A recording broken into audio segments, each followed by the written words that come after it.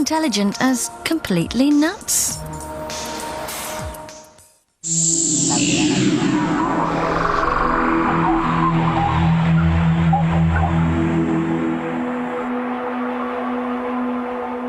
Your Commander-in-Chief, the President of the United States.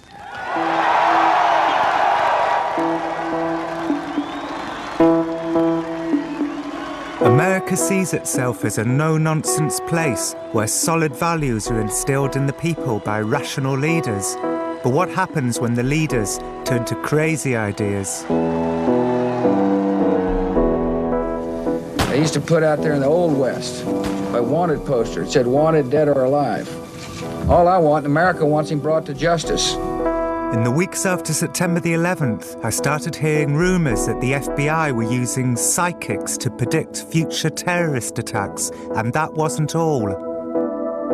A former CIA man told me that the US Army used to secretly undertake thought death experiments, try and kill things just by staring at them. I said that seemed unlikely, and he said that's because I wrongly believe that our leaders are rational people. This whole area is just crazy, and there's just as much nuttiness within our CIA and the Defense Department as there is outside of it. Why is that? Because people are basically nutty. That means there's lots and lots of people out there in high places in our government who believe in these far-out things. Dr. Hyman came to meet us at the suitably surreal Las Vegas at the end of 2001. He said he didn't know much more because these things were highly covert, but he did give me some pointers. I found people all over the Defense Department and all over some of our other agencies, be people who would learn to fast and go on a vegetarian diet, then a biotic diet, and then actually could fast for days without having to eat food at all. And they also would learn martial arts, but they also would learn to walk through walls, and they're going to learn to pick up other people's thoughts and stuff like that. And this is serious business, you know. Some people are actually pushing this. I said I should try and find out what was going on, if these things are alive today in the war on terror, and he said good luck. I don't know what's going on. It is an area where, you know, it's a funny area, you know, and it's a mess, by the way. It's very hard. If I suddenly became dictator of the United States, I couldn't track all this down. There's no way. You know, these agencies work by themselves, and there are people who work independent of the agencies they work in, you know, and you get all kinds of loose cannons running around there. It's just a mess. And so, for the past 3 years, ever since my meeting with Ray Hyman, I've been piecing together the secret history of these experiments and tracing their ongoing impact on George W. Bush's America. This film is about how it all began in the 1980s with General Stubblebine and the Goats.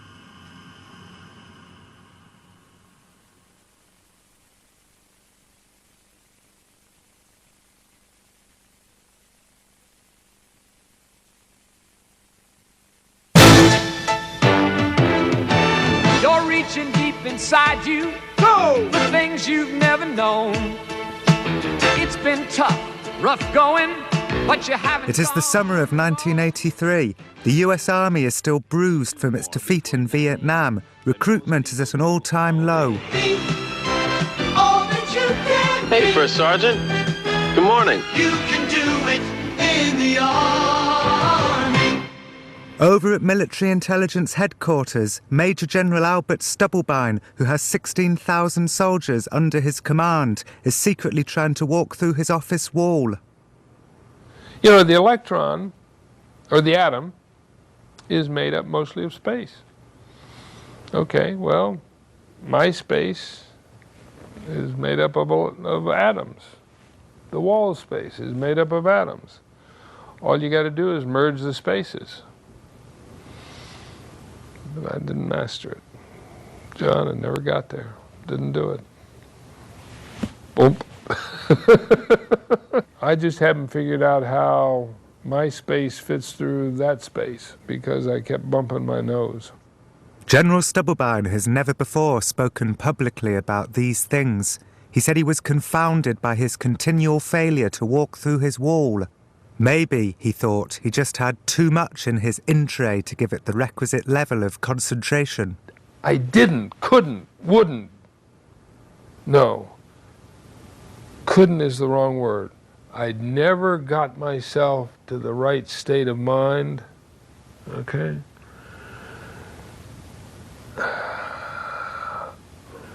And if you really want to know, it's a disappointment. That's a disappointment. The general had no doubt that the ability to pass through walls would one day be a common tool in the US military arsenal. This might herald the dawning of a world without war, because who would want to mess with an army that could do that? The general, like many of his contemporaries, was still bruised by his memories of Vietnam. The general was sure that these powers were attainable, so the only question was, by whom? Who in the military was geared towards this kind of thing? And then the answer came to him. Special forces left! Your special forces left! Your left, your right, now pick up the step. Your left, your right, your left. Your left, your right, now pick up the step. Your left. If you think about the special forces, they are massively oriented on the ability of an individual, first, okay, to do things that an ordinary man can't do. But I made trips down to Fort Bragg and tried to energize people. Back in Las Vegas, the CIA psychologist Ray Hyman said that the agency had asked him to evaluate General Stubblebine around the time of his trip to Fort Bragg. Lieutenant General Albert Stubblebine III, I think, or the second actually was. And this is somebody very high up in the military. Well, he was the head of Army Intelligence. So we've got to have supermen. We got to, each of our operatives got to be at least as good as 2 or 3 people. He had people going to spoon bending parties. And I once asked his successor, and I asked him if he had been forced to go to a spoon bending party. He says, oh yes. I said, what happened? He said, well, the spoon's bent. He says, but he says, I couldn't see any military application of it, so I didn't think much of it. General Stubblebine told me that he decided to start soft with special forces because he didn't want to alarm them with his big ideas about walking through walls. So instead, he produced from his bag bent cutlery, and this is what he told them. If you take a look at that spoon, you can see that that's wrapped pretty tightly. It doesn't function as a spoon very much anymore. Look at this fork. I don't know whether you can see all of the twists and turns in that fork. But that's another example. And the key in all of this has nothing to do with bending metal. Has nothing to do with that, okay? What it has to do with, Lord mercy, if I can do that with my mind, what else can I do? But without much avail. It wasn't clear whether they thought I was nuts.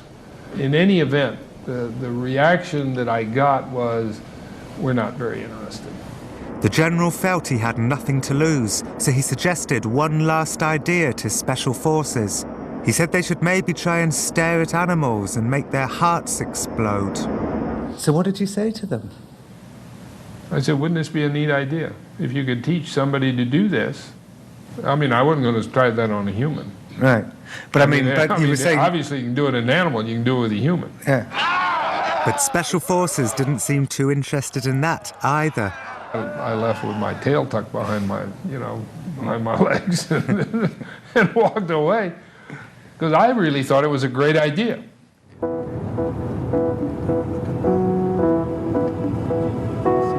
For the past 20 years, General Stubblebine has assumed that they considered his animal staring idea to be crazy. I assumed it too, but then I went to see a Special Forces sergeant called Glenn Wheaton. Ray Hyman had told me that Glenn was part of a secret early 80s paranormal military unit called Project Jedi. You've gone from the front door to the back door, but how many chairs in the house that you know? You probably can't tell me how many chairs in my house. The super soldier would walk through your house and know how many chairs there were. Yes, he would know where all the lights were, would know where all the power outlets were. That would be as a point of observation. Most people are poor observers. They don't know. They haven't even got a clue about what's really happening around them. In Project Jedi, what was the layer above observation and that kind of stuff? Intuition. Is there some way we can develop you so that you make correct decisions? Like, somebody runs up to you and says, hey, there's a fork in the road. Do we turn left or do we turn right? And you go, we go right. What were the other kind of extreme theories that were sort of mooted? We had a master sergeant that could stop the heart of a goat. What, just by looking at it? Just by wanting the goat's heart to stop. And could he actually do it? Did the goat's heart stop? He did it at least once.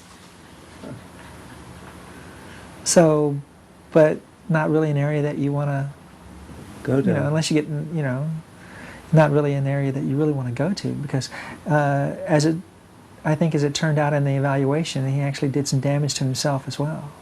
Huh. Sympathetic injury. Really? Yeah. So it wasn't as if the goat was psychically fighting back? The goat didn't have a chance. This happened down at Fort Bragg, where it was called Goat Lab at the time. So had Special Forces stolen General Stubblebine's idea? Or was it a coincidence? Had they been staring at goats anyway, and they just didn't want him interfering? And was the goat staring back post 9/11? I decided to try and find the answer to these questions. I called Fort Bragg and asked if I could see Goat Lab, but they said they didn't know what I was talking about. But they let me film shots of the base, and off camera, a military public affairs man whispered to me that Goat Lab was just across the road from this building. Someone else told me that Goat Lab used to be called Dog Lab, but nobody wanted to do all that to dogs, so they switched to goats, and that's all anyone would tell me. I felt I was getting close to a great army secret. Glenn says that the master sergeant who could stop the heart of a goat was called Michael Ichanis.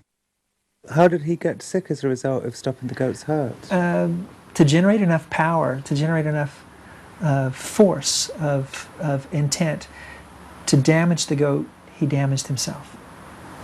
What part of him? His heart. His heart was damaged. Yeah. Can you do that? Not really.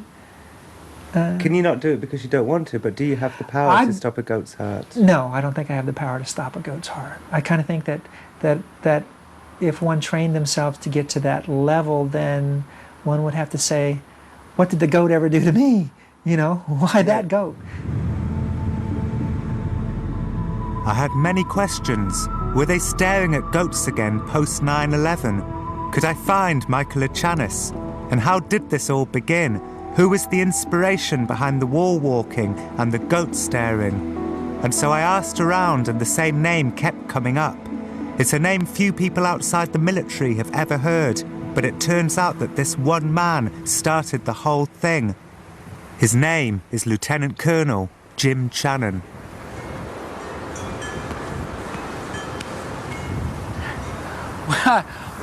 Welcome to my home.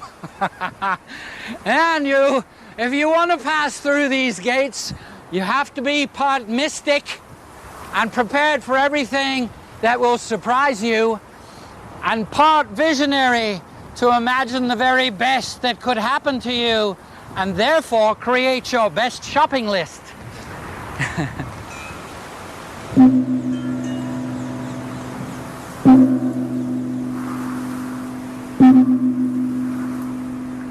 Why are you unlike my mental picture of a lieutenant colonel in the US military? Because you haven't seen many. Yeah, the only reason that you have a funny picture of us is because you've been watching too many movies made by people who don't know anything about it.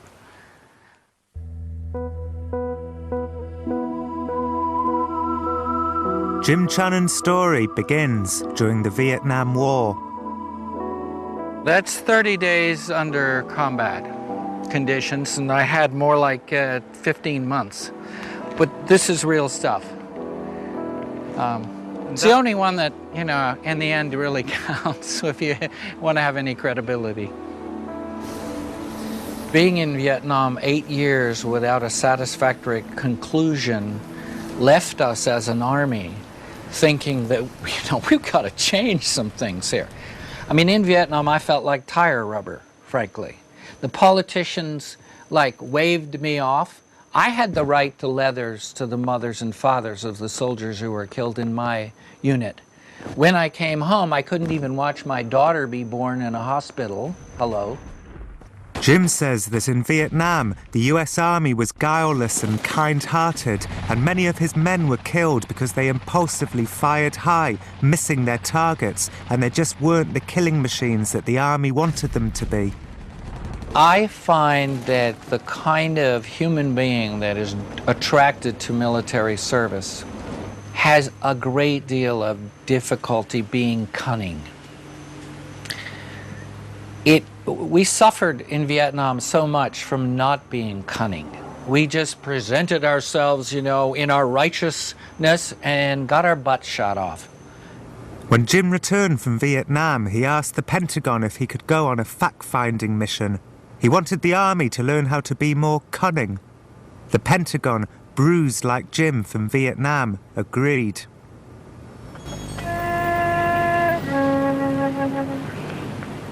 Jim decided that the best place to learn cunning was from the emerging New Age movement of California.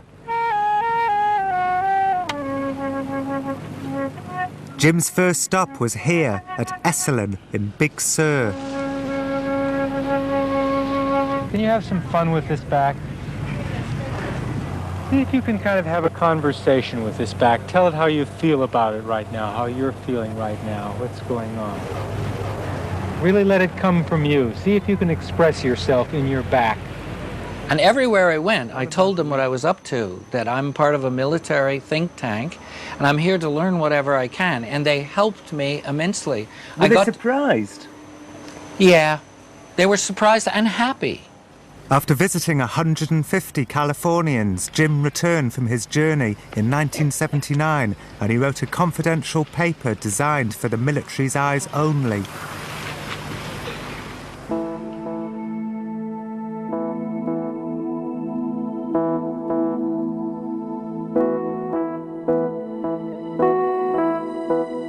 In Jim's 1st Earth Battalion, soldiers would carry baby lambs into hostile countries. They'd greet the enemy with sparkly eyes and an automatic hug.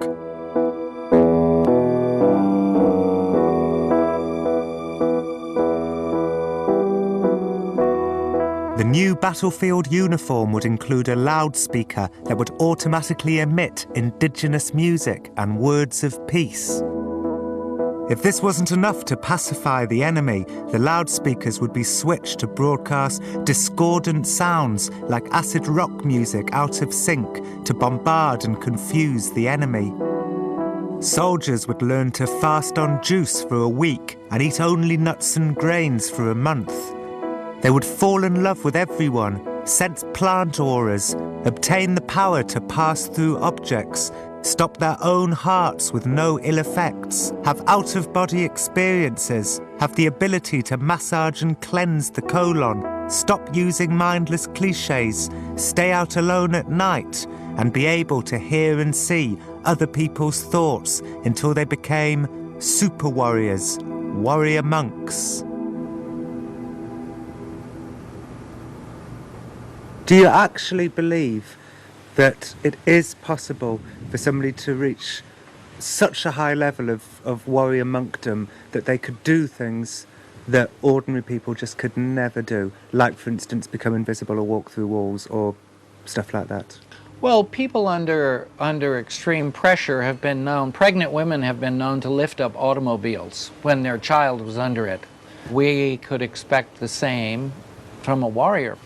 Now Jim had to sell his ideas to the Army's top brass. He convened a make-or-break meeting at Fort Knox. And as I was flying toward the think tank meeting at Fort Knox, I went, you know, I can't just give these people a briefing about this. This isn't just information. So rather than tell these guys I'm going to give you a briefing about it, I said, I'm going to initiate you into the 1st Earth Battalion. I said, to begin the ceremony this evening, gentlemen, we're going to do a mantram. Take a deep breath, and as you let it out, sound yee. At this point, they laughed. Few people chuckled, a little bit embarrassed. And then I was able to say, excuse me, you've been given a set of instructions and I expect you to carry them out at high level. See, tapping right into the military mindset. Second time we did it, I mean, the place became unified. Jim took me to his garden.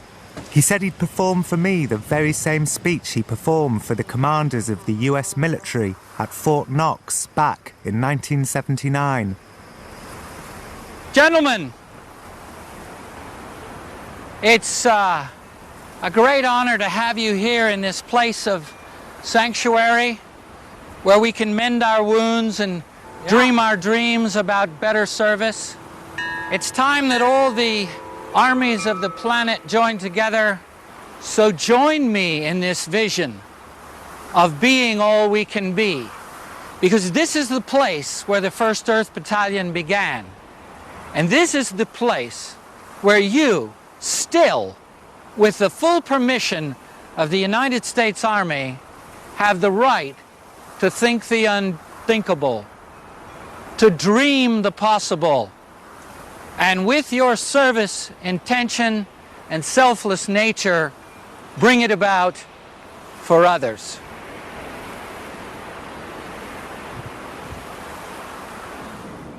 The commanders were no longer laughing, Jim said. Like him, they'd been crushed by their experiences in Vietnam. It was as if the entire US Army was suffering from post-combat depression. So I was immediately appointed the commander of the 1st Earth Battalion. And is the 1st Earth Battalion still alive? It is. Jim published his 1st Earth Battalion manual, and immediately throughout the army, soldiers began to try and implement his ideas. It was like pulling the pin on a grenade and dropping it in the Pentagon. Really? It was that big? It was very powerful. I think it touched everybody that read it. Fresh strawberries. It rang true. It especially rang true with combat veterans, you know. It affected a lot of the command structure. And so a lot of people started thinking, how could we apply this? You know, in the special ops areas of the intelligence units, you know, how could we apply this? People started thinking out of the box. Bert Stubblebine was certainly influenced by it. He started thinking a lot out of the box. But there was a misunderstanding. Jim realised rationally that sensing plant auras and melting the hearts of the enemy with baby lambs were good ideas on paper, but weren't necessarily achievable skills in real life. In this case, we're really not trying to perform miracles. We're trying to take ordinary people that are in unfortunate and extremely dangerous situations and simply bring them to a level of competence. So we're aiming at a higher objective in order to get to a reasonable state of, potential for the soldier. But Jim's superiors were literal-minded men, hence General Stubblebine's many determined efforts to walk through his wall. You're reaching deep inside you. Go! The things you've never known. It's been tough. All over the US Army in the 1980s, Jim's ideas were flourishing. In fact, their famous Be All You Can Be recruitment ads were inspired by Jim's manual. All that you can Hey, be. First Sergeant. Good morning. You can do it in the Army. In the early 1980s, the Army offered Jim the opportunity to command a real 1st Earth Battalion, but he turned them down. He wanted his ideas to float out there. The 1st Earth Battalion would exist wherever someone became inspired to implement his ideas, however they chose, which is how they started staring at goats at Fort Bragg. It turned out that Goat Lab wasn't set up just so 1st Earth Battalion fans could stare at the animals. It was part of the more conventional special ops medical training. They'd break the goat's legs using actual force and then nurse them back to health. But once the goats were on base, the Jedi warriors took the initiative to stare at them. Did this explain how Michael Echanis had managed to kill one in this fashion? Was the goat already in a shaky medical condition? I decided to track down Michael Echanis.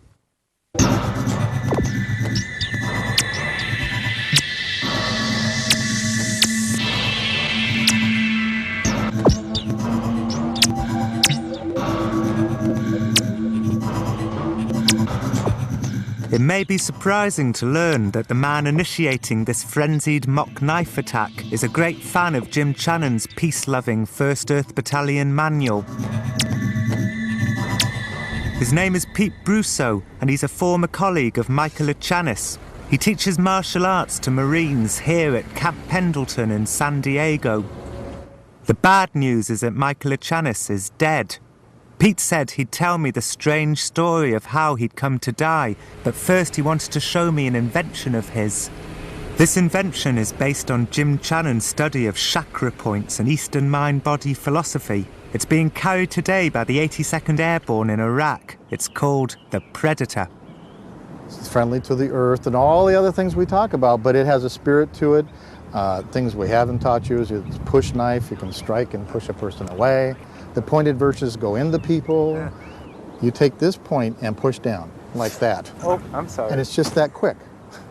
It began to dawn on me that Pete had a broad definition of Jim Channon's ideals. Just simply place this here, and they're down. You know, and it's just punish the bejesus out of them, you know? Get away from me. Want to grab him and shuck him forward? If you were to grab, you use the kinetic energy aspect of that to remove him away. Is this really unpleasant for you? Oh, yes. Ow. What do you think? Yeah, it hurts like hell. Yeah. And now this is amazing. This is truly amazing. I'm only going to use 2 fingers and watch where you go. Isn't that something? Okay, yeah. And you want to punch at me because you don't like it, right? And you just let's let you run into this thing. I don't want to punch at you. What I want to do is just leave. So that you can easily hook a finger, for example. Why are you doing this on me, for crying? Pete's Predator was specifically designed to inflict carnage on chakra points, but even so, it didn't seem very 1st Earth Battalion to me. Okay, stop. Let go. Let go. Stop. Will you stop, please? I was soon to have a major breakthrough regarding my investigation into Goat Lab, but first Pete was going to hurt me even more. Camp Pendleton, San Diego, and Pete Brousseau was continuing to hurt me with this 1st Earth Battalion-inspired Predator. Pete was truly a maestro of violence. Stop, please. All I need to do is rub his head with it. You can do this, take an eyeball out.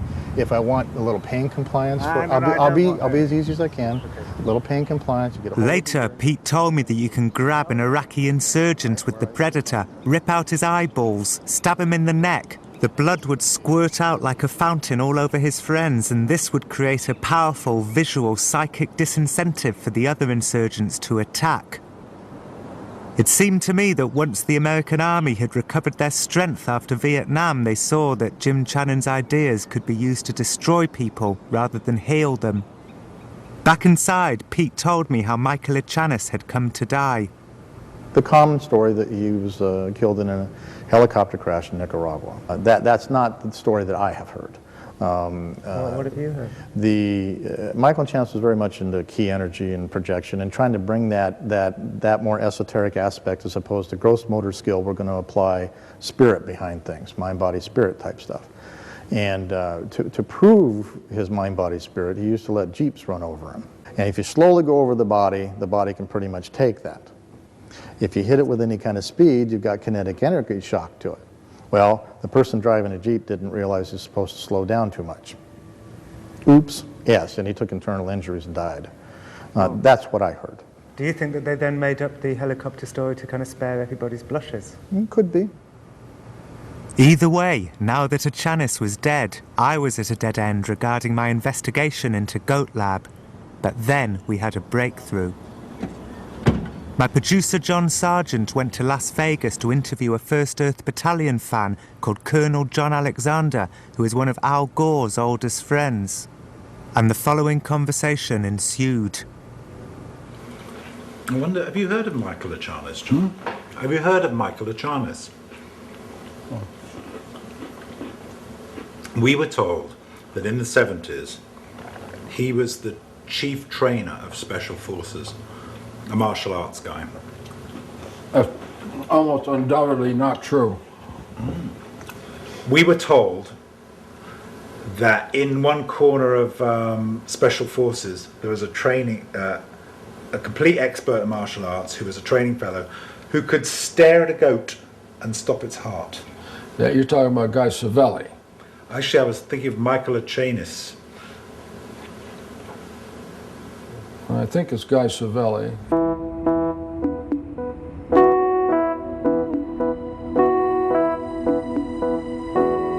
After much searching, we found Guy Savelli in Ohio. He confirmed the story and said in fact he's still practicing the technique. Only last week he stopped the heart of his hamster just by staring at it. And you do this to your hamster? Or to hamsters? You do this to hamsters? They died. I have to get it. I have the tape. I have the tape there. It goes around, and I can stop from going around. It's driving me nuts. Then you can say, okay, I want to stop from going around. Well, then I want to make it kind of sicker, not feel good. It burrow under the sawdust like that. Yeah. And it just drops dead?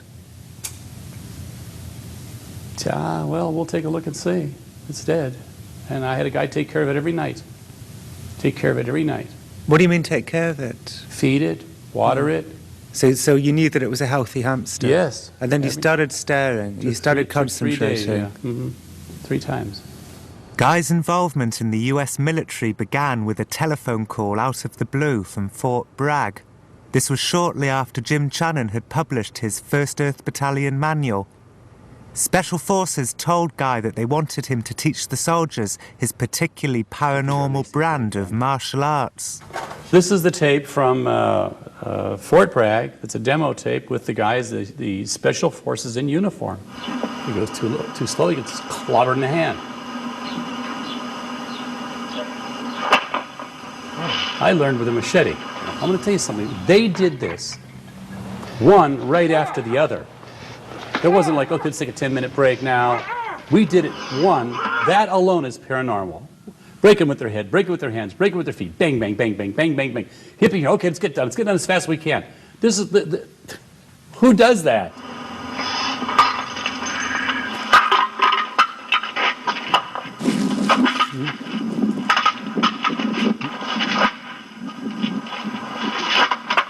The man in the red trousers in this video is Guy Savelli. You seen the shield, took mental concentration.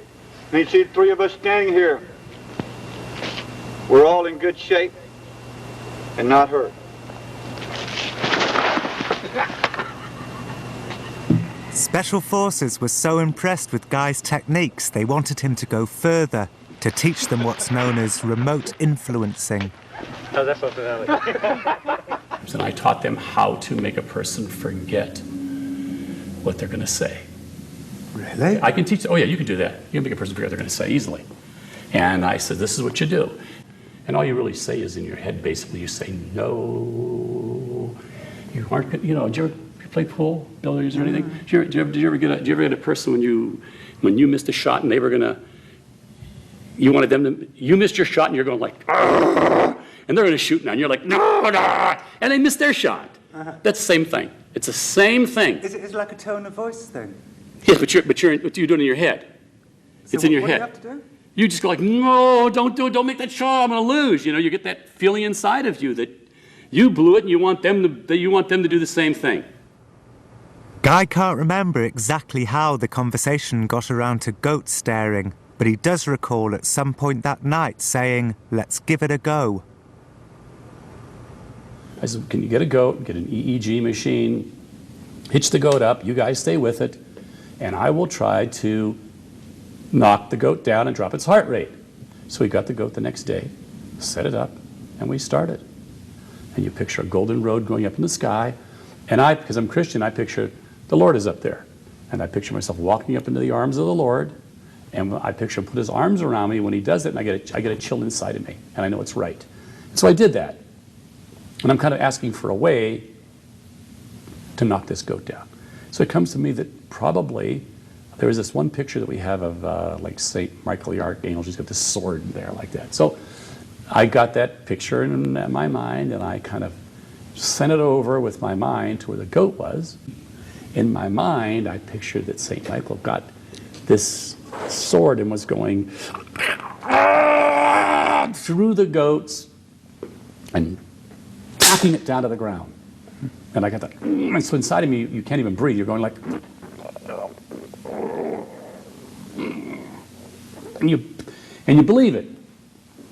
And after about 15 minutes, I said, Lenny, you better go see. I don't know for sure. Because the goat was in a different room. I couldn't, it was 100 feet away, yeah. I couldn't see it at all, no. I never saw it till afterward, never saw it. He said, oh, it's down. I said, oh, cool, we did it. That was it. So I wanted to do it. So they wanted to do that test again. You know, and they wanted me to kill the goat. They wanted to take the extreme, you know, kill the goat. Yes. Yeah, but let me just interrupt. Why did they, I mean, wasn't that kind of good enough? You know, I mean, that's pretty amazing. So why did they want to go one step further and kill the goat? This was, I met with a bunch of military people, and I guess they thought you could, whatever. Okay. So we did another test then, and we picked like 30 goats. I says, and what you want to do is you want to put a number on the goats. He says, you pick the goat and you pick the number, and I'll drop the goat. And they picked the number, and I concentrated, but it was just so, I was so PO'd at them. I get in, and the goat next to the goat with the number dropped. And they're like... Collateral damage. Guy said he had all the videos at home. A video of the goat dropping and a video of his hamster dying. He went off to find them. An hour later, he returned. I didn't find the tape of the goat lab in Fort Bragg. Okay. And the hamster one, I didn't even think to, I thought, oh, these guys are going to be there forever. I have that tape too. I'll find them both for you when you come back. I have them. But Guy did bring one tape. This is much more recent. Special Forces are staring at goats again post 9/11. They secretly sent 3 soldiers up to Ohio to stare at a local goat at a veterinary surgery near Guy's house.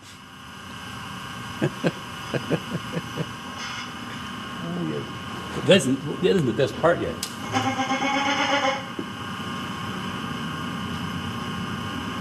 So these are Special Forces guys here. Yeah. Listen, watch it. I don't know when it starts off. I was surprised.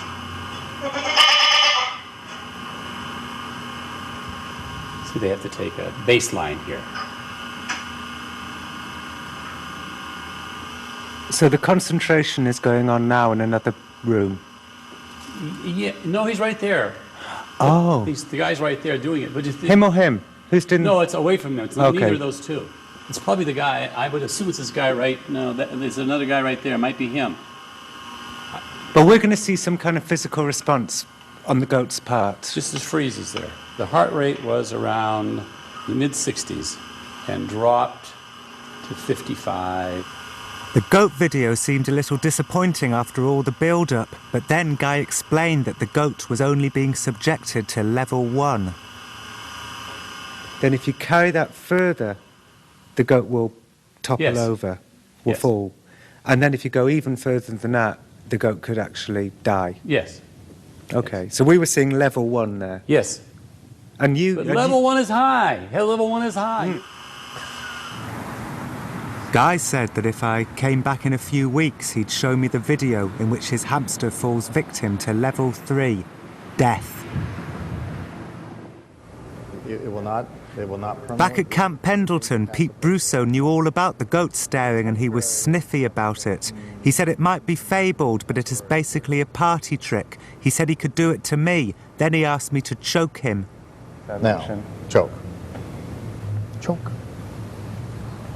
Choke. Come on. It's okay. Okay, because that... I didn't want to choke Pete. When I raised my hands, I saw that they were violently trembling. I had assumed until that moment that we were essentially kidding around, but the sight of my hands made me realize that we weren't. It'll take your brain 0.3 of a second to realize what is occurring.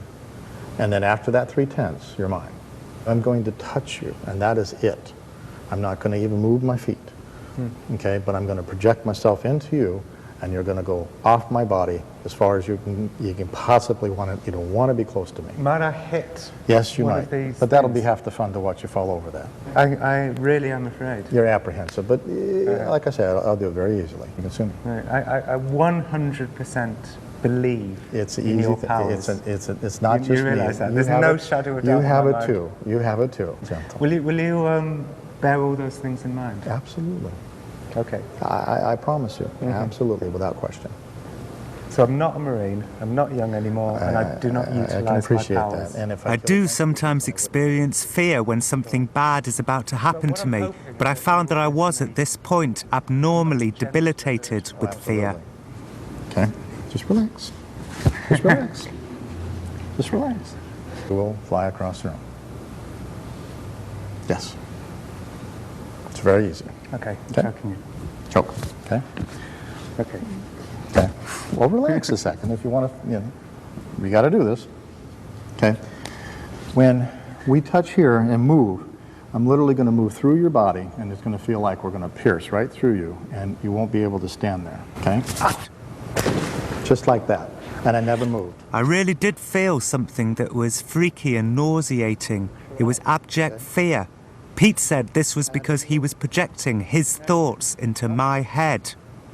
So when I was clearly a little afraid of you before you started doing that stuff, was that my own? No, that was me. That was you. That was a lot of me taking hold of a very little gift you gave me. Vulnerability, the fact that as much as I tried You were to more disguise concerned about it. You were my- concerned about it. So let's make sure he's really concerned about it. Okay. We'll make sure that it really is bad. Okay. The matter of thought projection.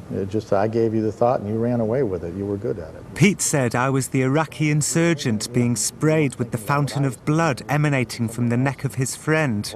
I was the hamster. I was the goat. You weren't in my head. I was in your head.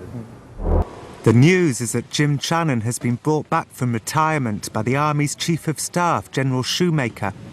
Donald Rumsfeld had asked for creative input into the war on terror, but Jim won't tell me what his input is. This is all he'll say. I am still the commander of the 1st Earth Battalion, and I am still sought for my opinion. And how many soldiers do you have in the battalion? How many minds have read the manual? I would say 20,000. But the mindset of openness is stunning. I mean, for the Chief of Staff of the Army to give me a mission to be with the top 30 majors in the Army. And these are really top people. The top people. Like who? Like the Chief of Staff of the Army. Back in Ohio, Guy Savelli has found his hamster video. See, now there's going around there, and you got to get started. So these are the hamsters behaving normally? I'd never done it before, so I'm trying to work with two hamsters, like two minds there. So I want to keep the one from going in, and I'm trying to make the other one sick. The object is to keep them out of the wheel. I would try to work on both of them separately, which I think is very hard to do. Make one feel sick and keep one out of the thing. And you try to split your mind to do that. You concentrate like you do. It's kind of like, now this thing here is looking at me. It was kind of bizarre because he would just stare at me. This little hamster is looking at me. He's looking at the source, I guess. I don't know.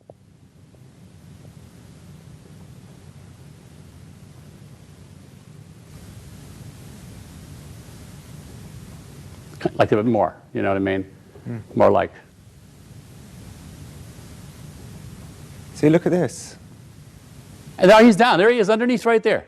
There he is right there. Accomplishing the task I wanted to do.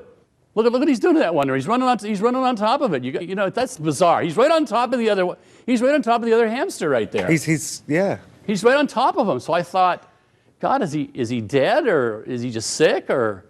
That's kind of nuts, isn't it? To see it like that? Look at him. That's kind of, he's right on top of the other one. The other one's not even moving. He's not moving. So I'm accomplishing my task there. It did seem odd to me, although I have never owned a hamster, and so I don't know whether or not this is aberrant behaviour. Emotions such as circumspection and wariness are not easy to discern in hamsters, although perhaps hamster-owning viewers of this programme will have a view on this. It gets more bizarre at the end. Get out of there, see? But still, it isn't enough. He's trying to get out of there. In my mind... And this isn't something that he normally does. No! What hamster goes on top of the wheel and stays there? The other one wants to go around. You can see, he knows he wants to get out of there. Get out of there. Somehow get out of that, get out of this ray that's going at him. This is level 2, right? Yeah. It's quite eerie. Yes, it is. And then the hamster got up, brushed itself down, and the tape ended. Later, Guy explained that he didn't want me to see the part where the hamster dies because he was afraid I was a bleeding heart liberal and would take it out of context. But, he said, the hamster did die.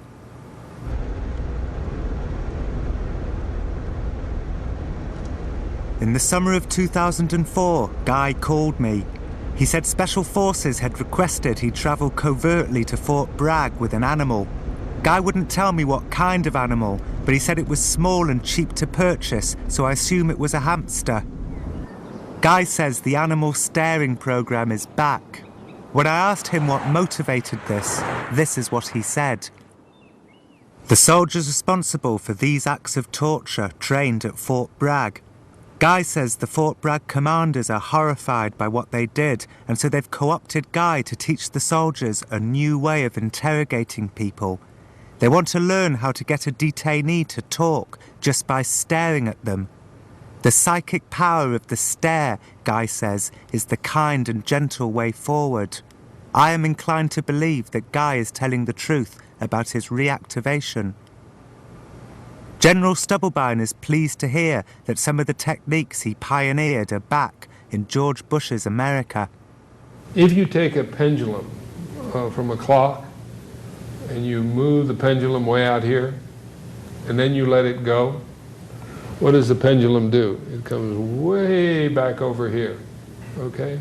My guess is that I had taken things out too far, and when you let the pendulum go, it swung back, way back over here, and now pieces of them are being resurrected on somewhere out here. Can you afford to get stale in the intelligence world? The answer is no. You cannot afford to miss something. If you don't believe that, take a look at 9/11 and airplanes that were taking off but not learning how to land, okay? And where did that information get lost?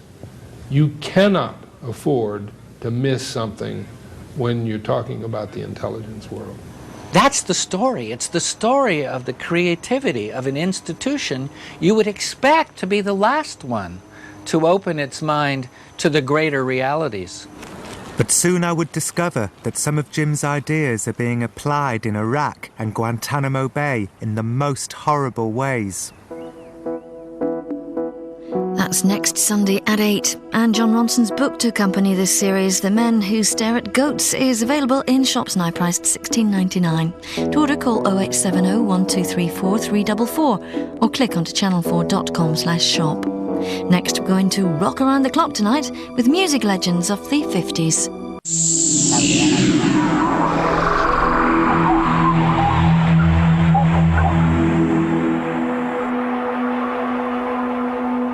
Your Commander-in-Chief, the President of the United States.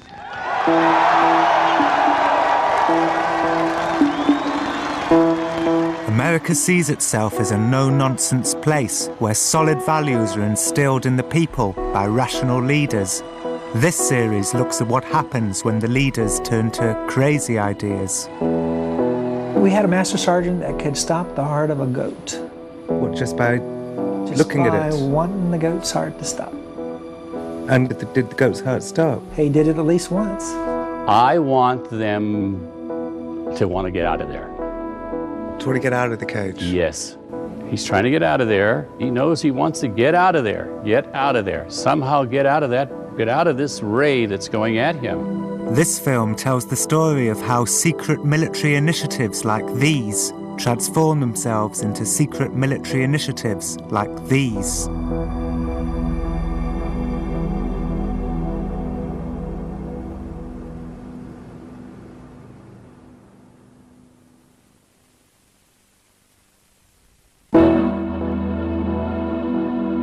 When the Abu Ghraib torture photographs leaked out into the world, Donald Rumsfeld flew to the jail to explain that they were basically holiday snaps taken by a few bad apples with no support from on high.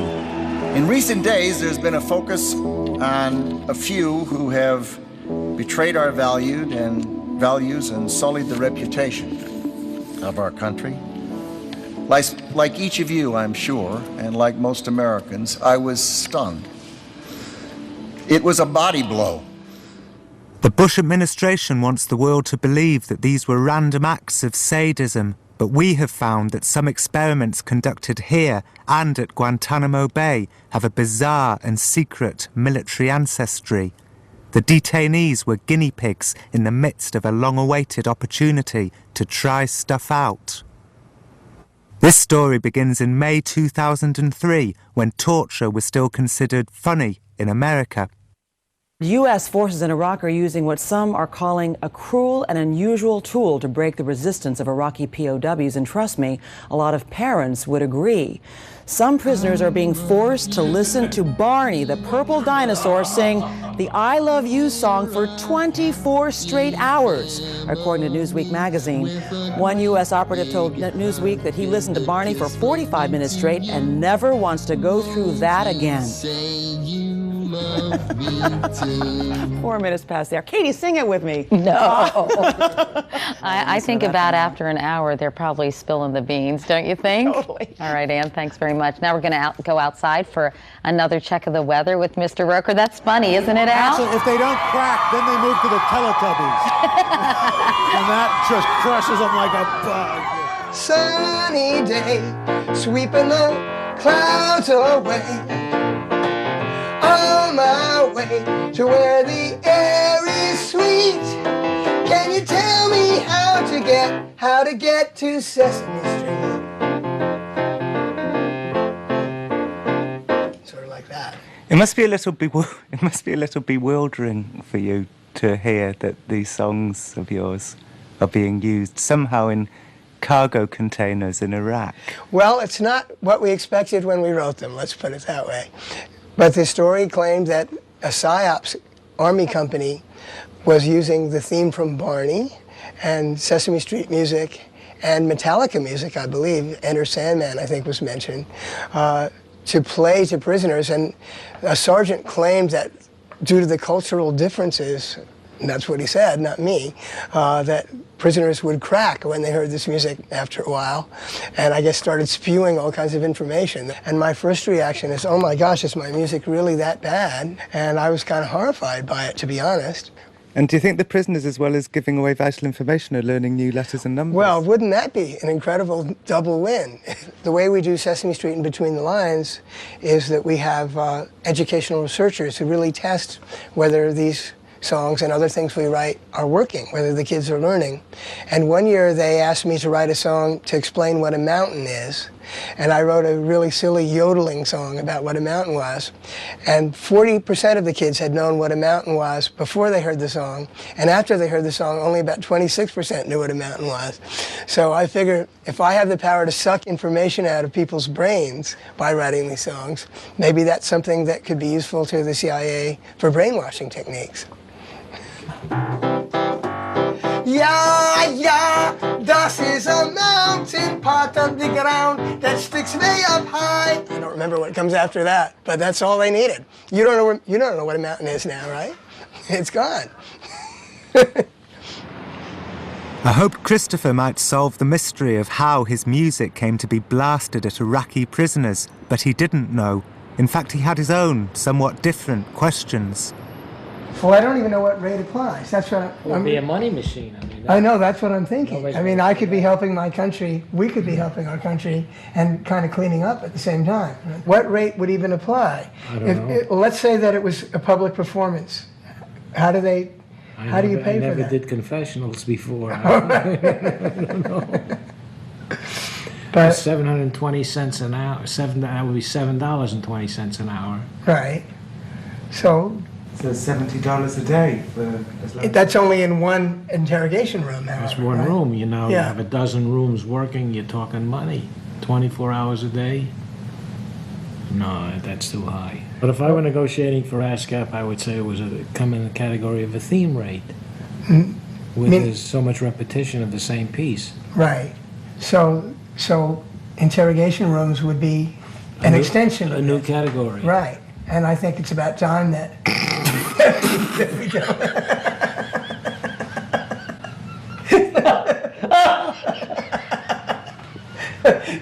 This has never happened to him in 35 years. Interrogation rooms. Right. Well, maybe that's so sick. Like much of America, Christopher and Danny seemed unsure how to respond to this story, so the conversation shifted between satire and a genuine desire to make some money. Wanting money for the use of your music in a time of crisis seems a little shabby to me. Well, is that what you think? But I would have agreed with that, except that let's look. Well, I stand. You got me there. Shabby has never stopped me before. All I knew was that Barney had been deployed in the small Iraqi town of Al-Qaim, and that the man who broke the story was Newsweek's Adam Piori. It turned out that the story begins with a meeting between Adam and a sergeant called Mark Hadsell.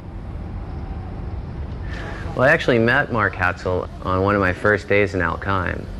We pulled up in front of the police station, and I badly needed to urinate. And I didn't want to do it in front of the police station or in the bushes because I was afraid I would offend the local Iraqis. And his assistant in his Humvee told me that I should just go on the front tire. And so I started to, and Hadsell threatened to kill me. So that was how I met the guy. He said, "Do you want to get shot?" So I quickly found a different... Did he have a smell on his face as he said it? I don't think so. I'll just do a slideshow here. Maybe Sergeant Hadsell felt guilty for threatening to shoot Adam, because one night in the command centre, Hadsell gave Adam a tip-off. He said, "Go look out by where the prisoners are." And I went over, and there was a Connex shipping container, and there was a young soldier standing with a really bright light that he was flashing on and off into the shipping container. It was night. Really bright light that he was flashing into the shipping container, and they were blasting Metallica. And, you know, I'm sure it was reverberating around inside this metal container and driving whoever was in there crazy. And how loud was it? It sounded pretty loud to me. I don't know. But it wasn't, I mean, I could hear this soldier, you know, when he told me I needed to go away. Adam called Newsweek and pitched them a number of stories. Their favourite was the Metallica one. They wanted a complete playlist. Adam asked around while his photographer took these pictures of the shipping containers where the music was blasted at the detainees. These photographs have never been seen before. Newsweek didn't print them because it was a funny story. It turns out that the prisoners here were blasted with Metallica, Barney, Sesame Street, the soundtrack to the movie Triple X, and a band called Matchbox 20. I was told to write it sort of as a humorous type thing. They called the Barney people for a comment, and they got put on hold. And the last line in the article was, "It broke us too," because they were playing the Barney I Love You song.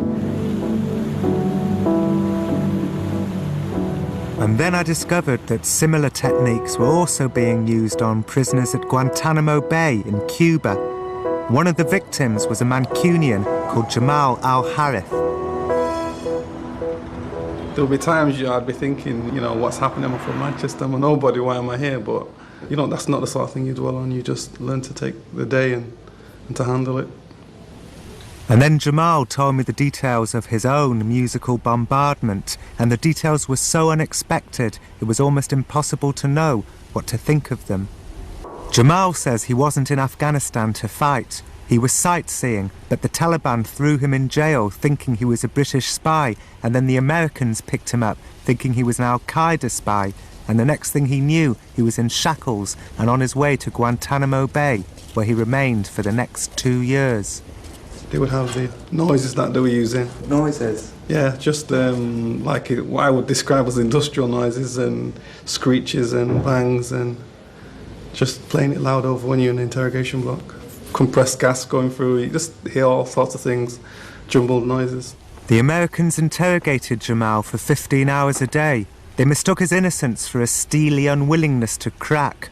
They were getting angrier with Jamal, but instead of beating him like they sometimes did, they did something extraordinary. It began with them putting a ghetto blaster in his interrogation room. What did they play you? Fleetwood Mac, but it wasn't the Fleetwood Mac. They had a bunch of girls singing the exact same songs. But So an all-girl Fleetwood Mac cover? It sounded a bit like that, yeah. Yeah, just said, oh, I think you might like this or whatever. Put the CD on, then when it finished, you put on another one. He put on Matchbox 20.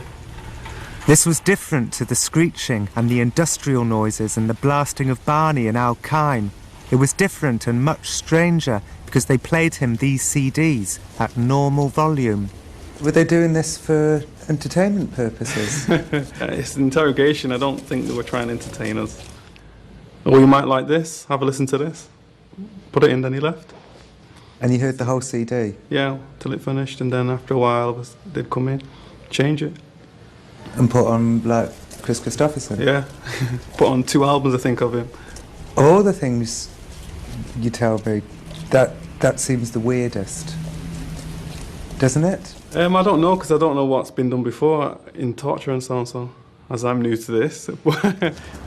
Matchbox 20, a country rock band from Florida who are also being played thousands of miles away at the prisoners inside the shipping containers in Al Qaim. I was very surprised that you said to me that in Iraq they played Matchbox 20. And now that's thinking, why did they play the same CD to me as well? Yes. So the fact that they're playing these CDs in Iraq, then playing the same CDs in Cuba, play them in Cuba first and then play them in Iraq, means to me there is a program. They're not playing music because they think people like or dislike Matchbox 20 more than other music, or Chris Christopherson more than other music. So there is a reason that they're playing that. There's something else going on.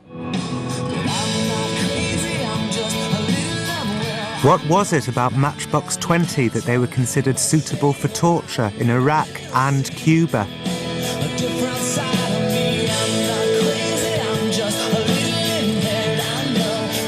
It's a nice repeating hook, yeah? Okay, I'll talk. It doesn't sound so bad. No, it doesn't. There's a lot more unpleasant songs than that. I'm surprised by that song. It didn't seem particularly grotesque at all. But I wonder what's on the XXX soundtrack.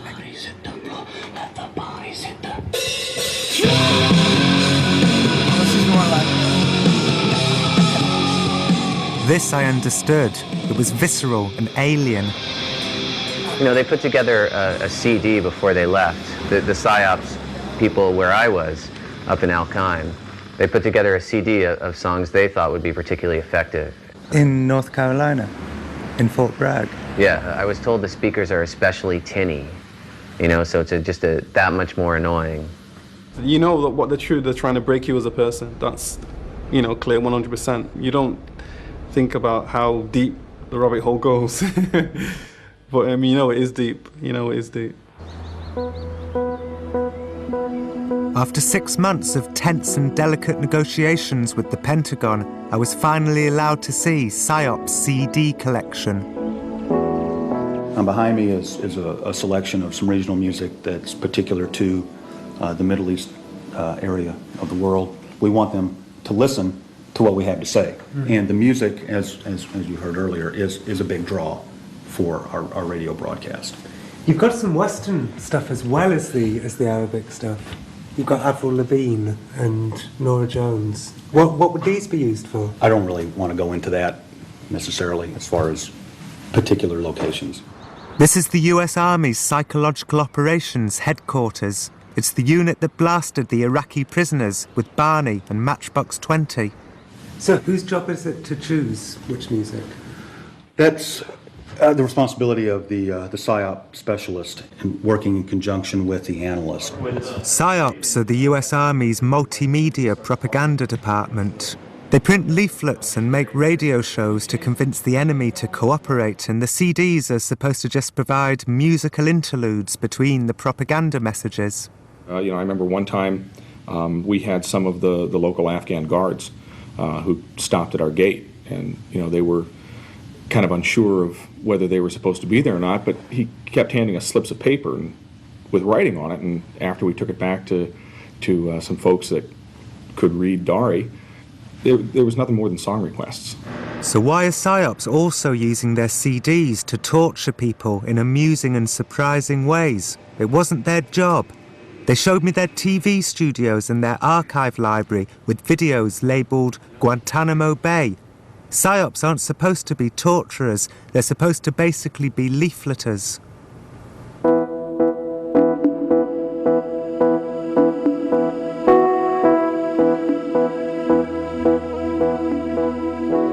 Here's a typical PSYOP leaflet.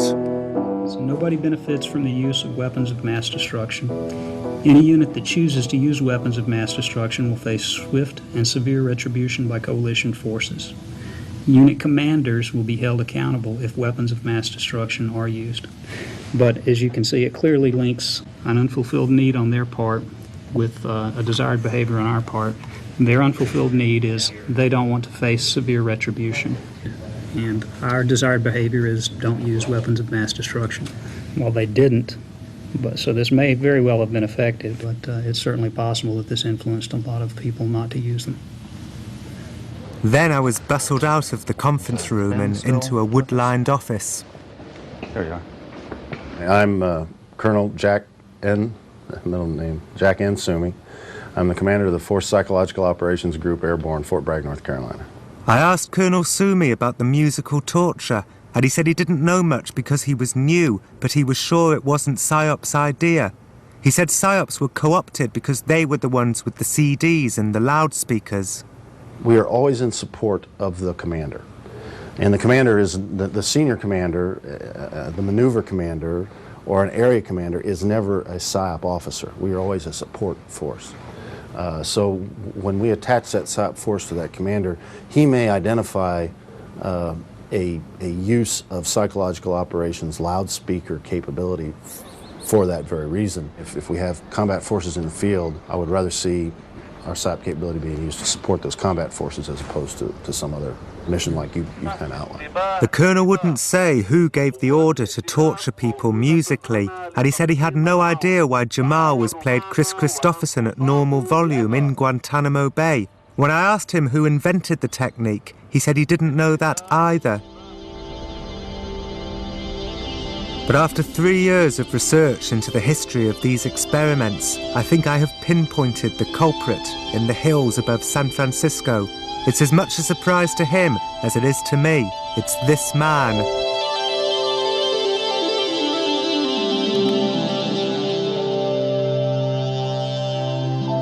Little sounds that just kind of go right through the center of the brain.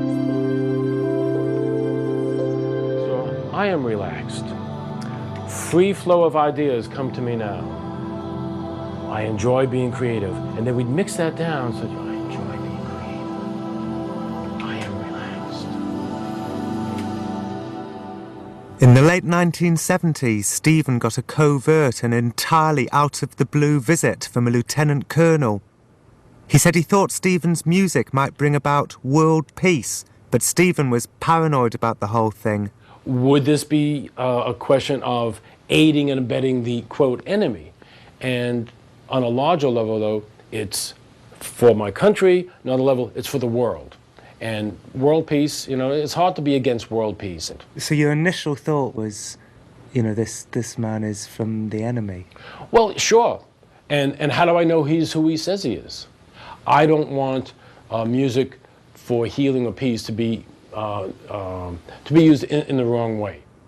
The Lieutenant Colonel cross-questioned Stephen about the psychic power of music. But beyond some vague talk about world peace, the Lieutenant Colonel, who said his name was Jim, didn't give much away about his intentions. Did Jim tell you what he wanted to do with this information? Oh, no. Did you say to Jim, I'm paranoid that you've just approached me, you're a military person who I don't know? I probably joked a little something about that. And that was when he said, feel my energy. And, just, look in my eyes and just feel. I mean, did he say that? You know not to be paranoid with me because you can feel my energy? There was something along those lines. And so, although the whole thing was weird and unexpected, Stephen was left with a good feeling about the Lieutenant Colonel called Jim. Once or twice over the last 15 years, his name came up, and we wondered whatever happened to that. Who was the Lieutenant Colonel called Jim? And how did this turn into this?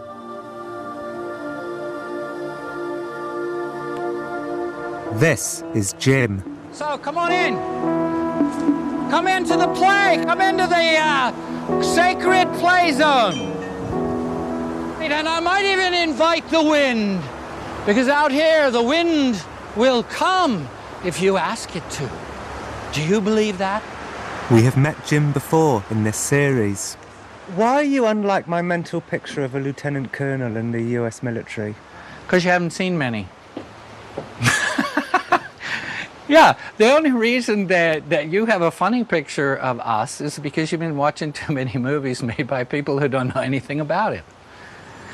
It was Jim who realized during Vietnam that his men were being killed because they impulsively and kind-heartedly fired high, missing the enemy. I find that the kind of human being that is attracted to military service has a great deal of difficulty being cunning. And it was Jim who, with the Pentagon's blessing, journeyed into the New Age communities of California in a quest to learn cunning, which is where Stephen Halpern taught him about the psychic power of music. When Jim returned from his Californian odyssey, he wrote this secret military document. In Jim's 1st Earth Battalion, soldiers would carry baby lambs into hostile countries. They would greet the enemy with sparkly eyes and an automatic hug. Soldiers would attain the power to pass through objects, sense plant auras, stop their own hearts with no ill effects, and kill goats just by staring at them. But Jim's manual wasn't only about harnessing the power of the paranormal. It also suggested psychically mind-changing the enemy by blasting them with subsonic frequencies and acid rock music out of sync.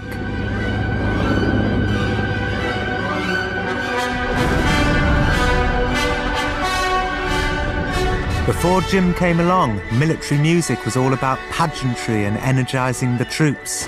In Vietnam, soldiers blasted themselves with music to put them in the mood for battle. But the idea of the military using music to psychically mind-change the enemy, that was Jim's idea. Knowing what you know about the legacy of the 1st Earth Battalion and how pervasive it is in the military today, that thing I just told you about what was happening in the containers, could that have happened because of the 1st Earth Battalion? Sure. I wanted to know exactly how Jim's ideas, and ideas in general, float throughout the US Army until they become something like policy. Jim says it's rarely as simple as a commander giving an order. It's more like folklore, he says, or mythology.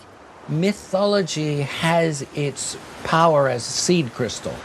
When I produced the 1st Earth Battalion Field Manual, which had 125 basic technologies in it, that the Army printed this document, and then the most creative leaders in the Army heard about it, because they all function in a network, heard about it, took the manual, and literally used it like a catalog.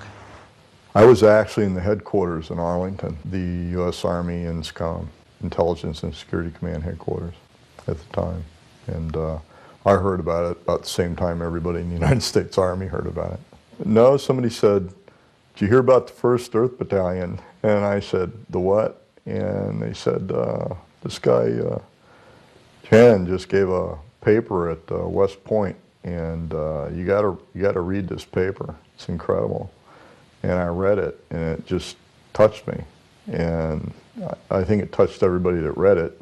That's what the 1st Earth Battalion actually did, is give the rest of the Army Officer Corps and scientists the chance to think the unthinkable, meaning get out of the box, and then get out of the box, and then get out of the box. It affected a lot of the command structure.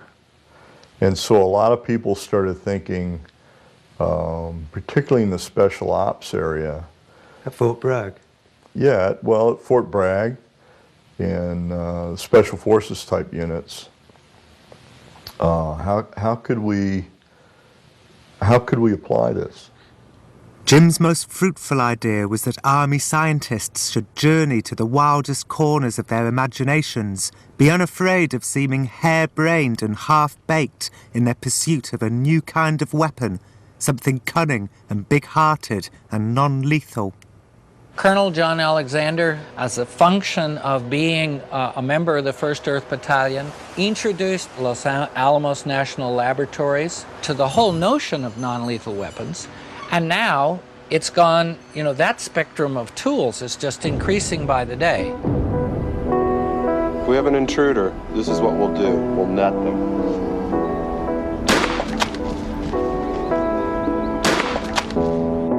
John Alexander is the pioneer of strange and exotic military machines, such as the electric belt.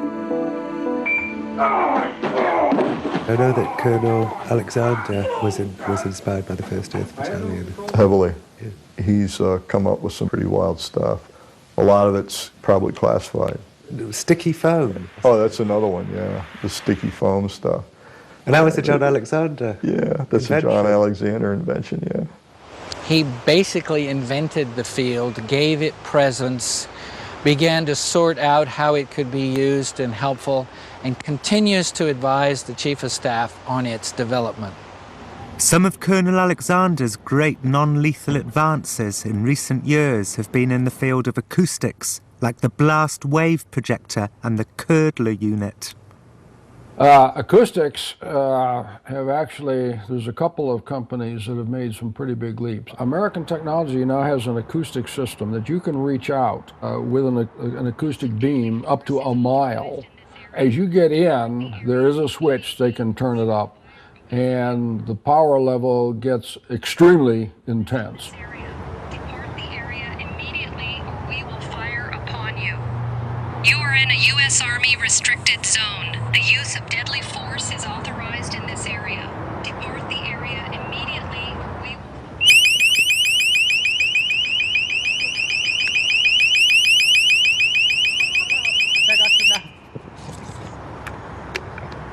Jesus, Cole, that's horrible. There's a similar military machine in development called the active denial system, which blasts a long-range energy beam instead of a piercing sound. Having been zapped by one of the prototypes, I can say it's a one-term learning experience. It hurts a lot.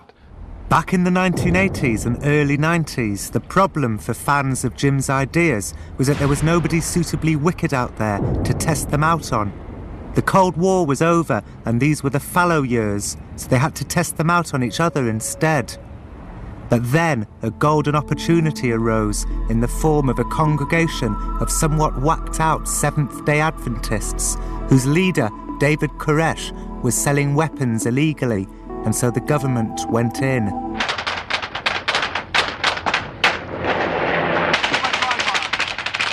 I think a dissection of what happened at Waco during the 51-day siege that followed will help to explain what happened in the shipping containers in Guantanamo Bay 10 years later. I'm the kind of guy that I'll stand in front of a tank, you can run over me. Can I have some ice cream. A little bribery there. You know, right now you're considered a big terrorist, you know, and you can demand some important things like an ice cream or something, you know. Maybe they might adhere to you. The people within the church were somewhat alarmingly of one mind, David Koresh's mind. The people on the outside were even more alarmingly of no cohesive mindset whatsoever. Next, we have a couple of Kansas City's finest members of the SWAT team. This one here is quite a specimen. I tell you, in all my years involved with SWAT, I've never seen a gentleman like this that I've learned so much from in just the short time I've been around him. It's just awesome is about the only word to describe him.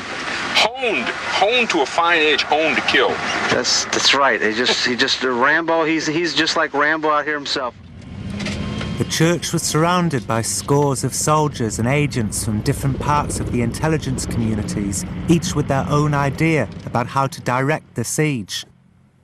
Those who were inspired by Jim Channon's 1st Earth Battalion, or inspired by people who were inspired by it, had to bide their time and wait for their turn. But then they got their chance.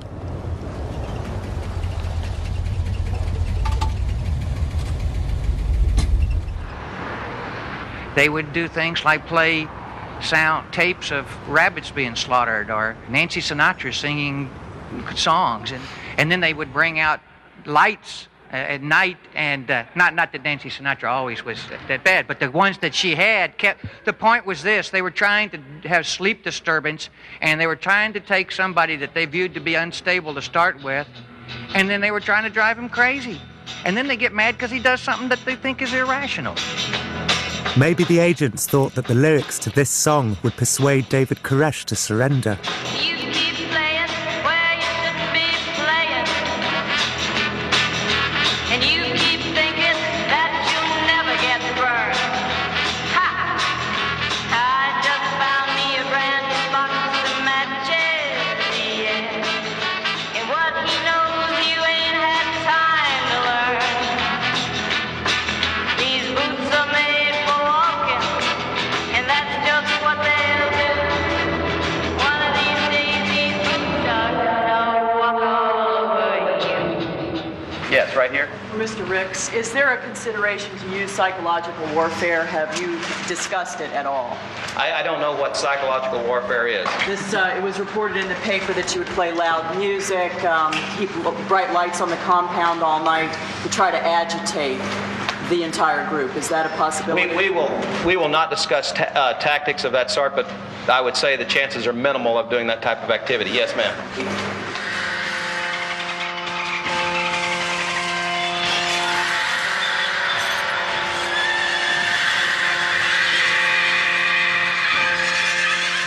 There were the sounds of dying rabbits, dentist drills, helicopter rotor blades, and sirens. These ideas had been floating around like folklore for decades. Suddenly, for the first time in the agents' careers, they had the opportunity to put them into practice. The Branch Davidians were guinea pigs, a captive audience.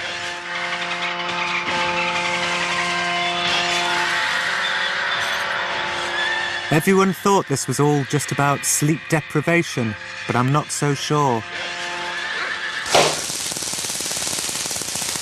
About 50,000 volts, about 26 watts.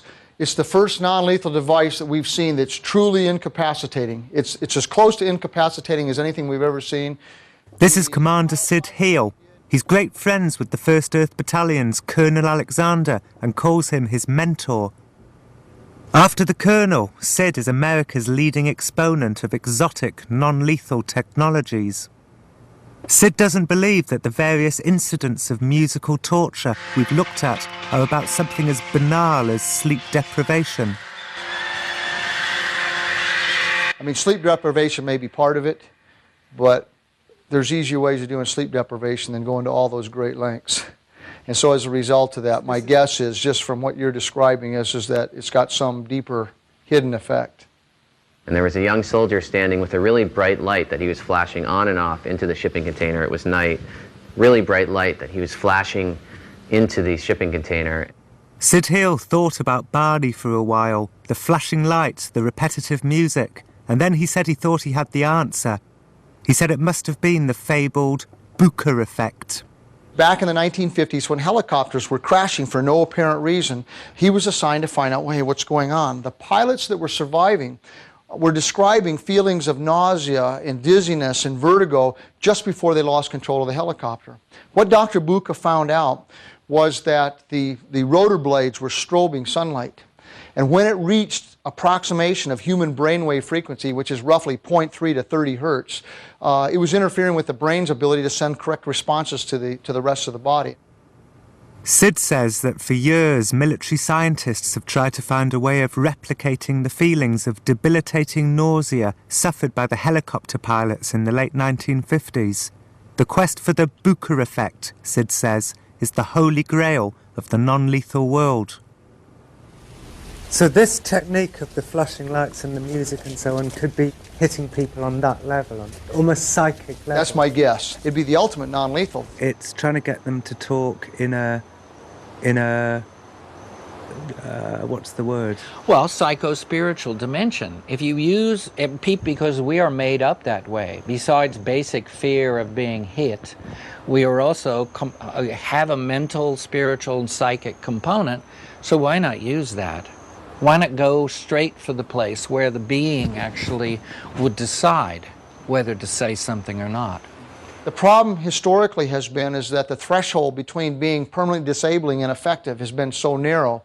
For one thing is that any type of a non-lethal weapon that would force compliance as far as interrogation wouldn't be appealing to us at all because it wouldn't be used in court. But of course they don't have those legal constraints inside a shipping container in Al-Qaim. But there might have been another use of sound at Guantanamo Bay, something really quite sinister that could explain the mystery of why Jamal was played Chris Christopherson and Matchbox 20 at normal volume. One of the great conspiracy theories is that governments try to control the minds of the people with subliminal, inaudible sounds. At Waco, that conspiracy theory nearly came true. This is Dr. Igor Smirnov. He's a specialist in subliminal sounds. Midway through the Waco siege, the army flew Dr. Smirnov to America.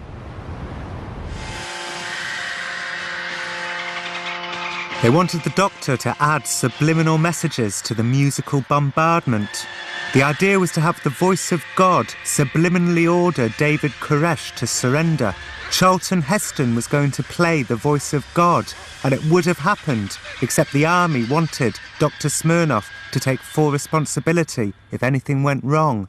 The doctor refused this, and that was that. In the end, this is how the Waco siege was resolved.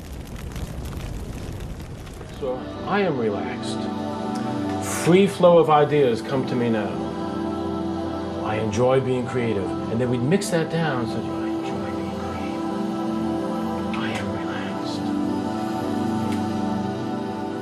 And Stephen was demonstrating the power of subliminal sounds there. He was whispering for the purposes of demonstration because you can't hear actual subliminal sounds. Stephen told Jim Channon about the power of these sounds during Jim's late 70s Californian Odyssey. He says evangelical churches frequently use them with great success. that they lace a series of subliminals saying you will give more money to the donations. In evangelical churches? Oh, yes, yes. And what, they blast it during the hymns? Yes. So again, you need something as a carrier wave so that people don't hear it. But when people are singing, or when there's some pre-recorded music, when the people are walking in, so often nowadays that may not be the choir, it's just a CD that's being played. Well, if that has also mixed underneath it suggestions to give more generously, voila, the proof is in the pudding. The proof is in the fact that the donations were increased. So we hear stories that there's research in military circles, but I'm not privy to that. Could this explain why Jamal was played Chris Christopherson at normal volume? Were subliminal sounds being played underneath, influencing Jamal to confess? Colonel Alexander says there isn't a chance that subliminal sounds are being used in Guantanamo Bay. He says my producer John Sargent and I are basically crazy for even suggesting it. Sounds like pixie dust to me. What's pixie dust? Magic stuff you sprinkle out and do whatever you want with it. Just, I mean, if you think about it, it makes no sense. I mean, the problem, again, with acoustics is propagation. We know how sound dissipates. It follows very specific physical laws. But how do you do that without affecting us? Anybody who's out there would hear it.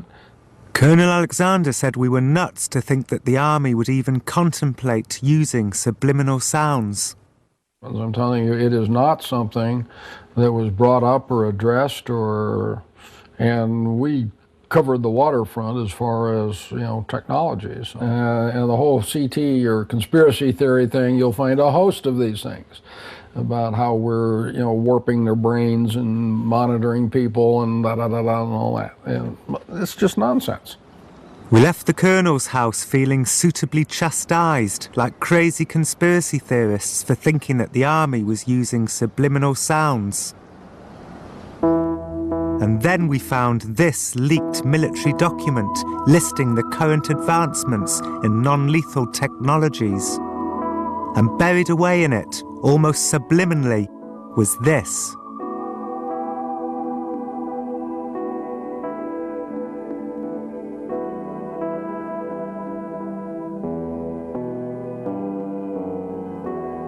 And here's the list of contributors to this document. When I asked Colonel Alexander to explain this, he said it wasn't his fault if some of his fellow contributors included nutty stuff like subliminal sounds in this secret military document. But how do you do that without affecting us? Anybody who's out there would hear it. This struck me at the time as an unassailable argument. Of course it couldn't work. The sound operator would be influenced too.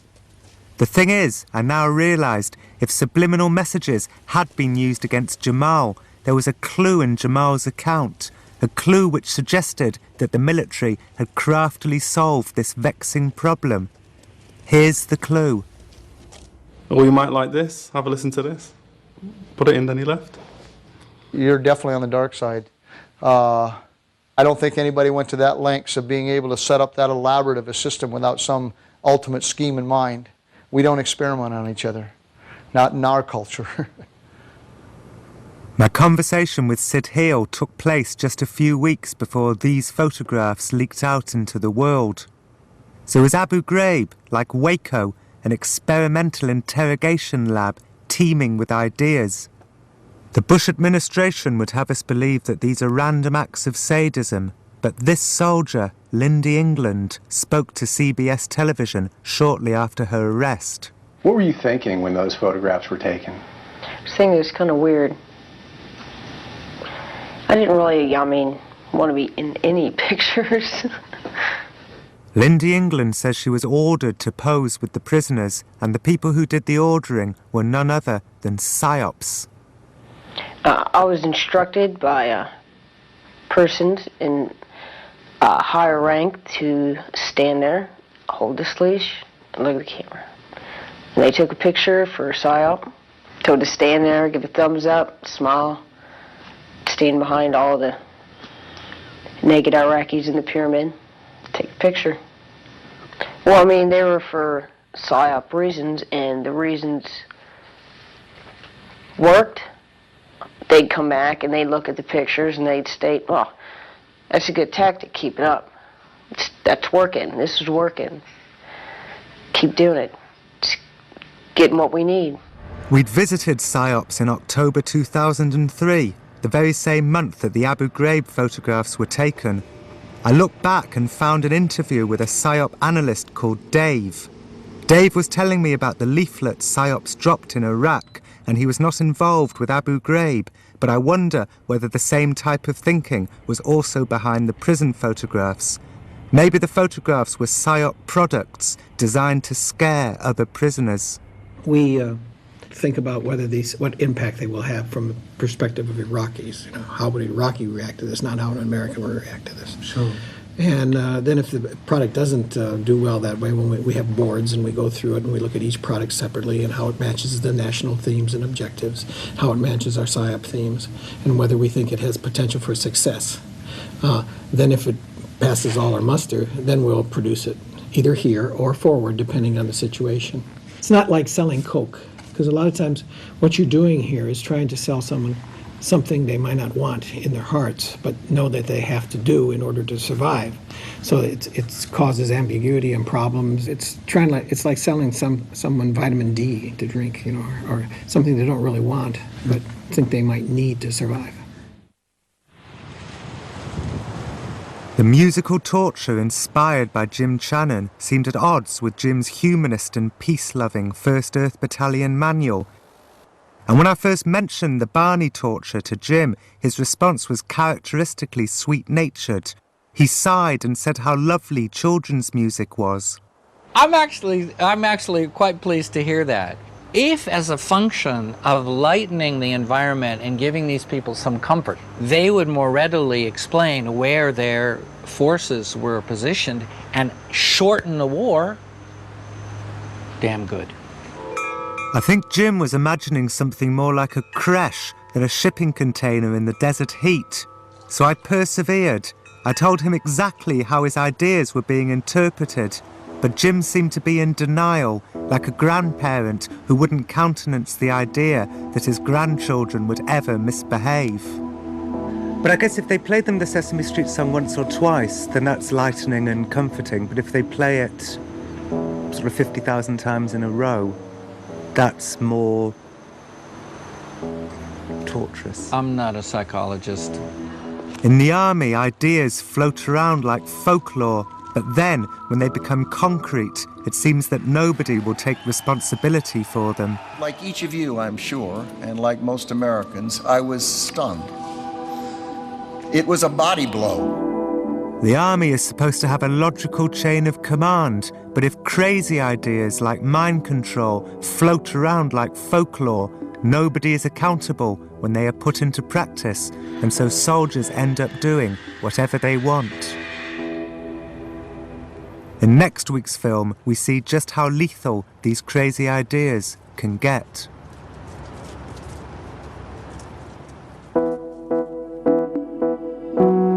That's next Sunday at 8. Jon Ronson's book, The Men Who Stare at Goats, is out, price $16.99. Order and call 0870 123 4344 or hit channel4.com/shop.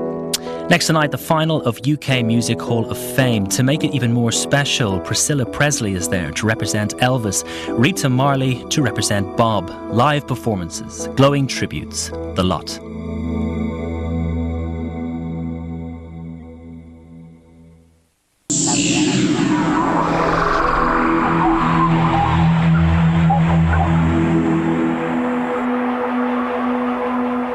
Your Commander-in-Chief, the President of the United States.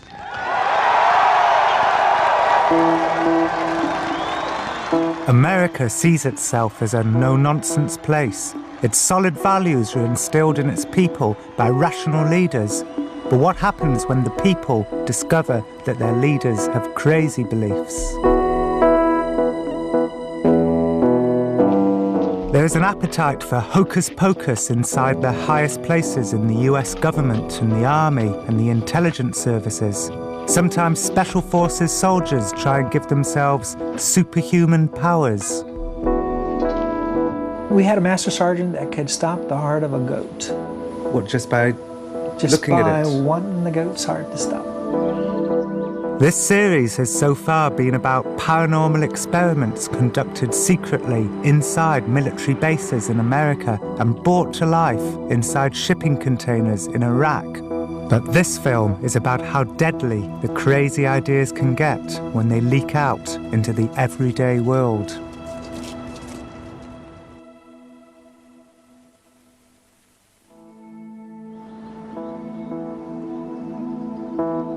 During the Cold War, the US Army secretly put half a dozen soldiers into this building. Their job for decades was to try and be psychic. We were foot soldiers. We were sort of psychic foot soldiers in the Cold War.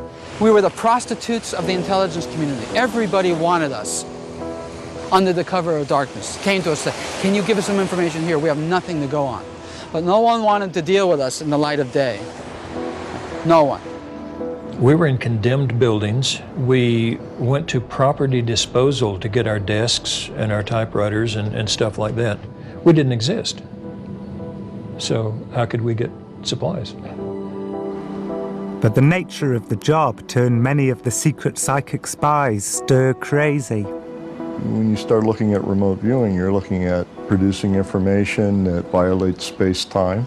Then your reality starts coming unglued.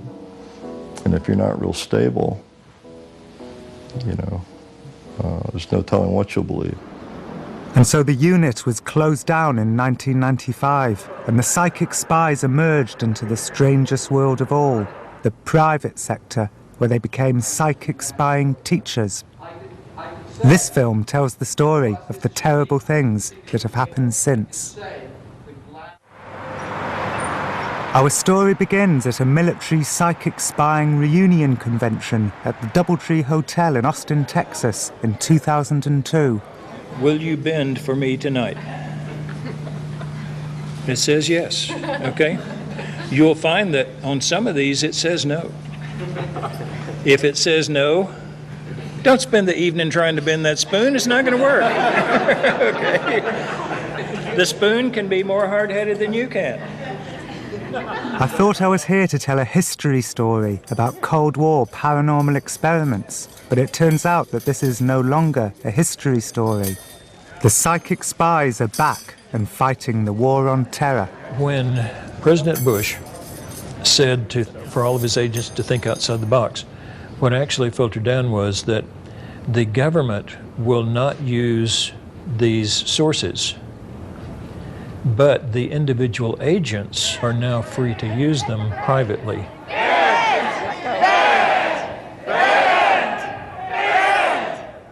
Somewhere in this room are intelligence aides, so I don't know which ones they are, but I do know that they are here to recruit psychics who might be able to predict future Al-Qaeda attacks. This woman, Prudence Calabrese, is already working psychically for the FBI. Yeah, London, I think, is an area of high concern. It is certainly an area we've looked at, and we think that there's reason to be concerned if you live in London. So London basically is one of the... I'd say that there's a high probability of something occurring in London.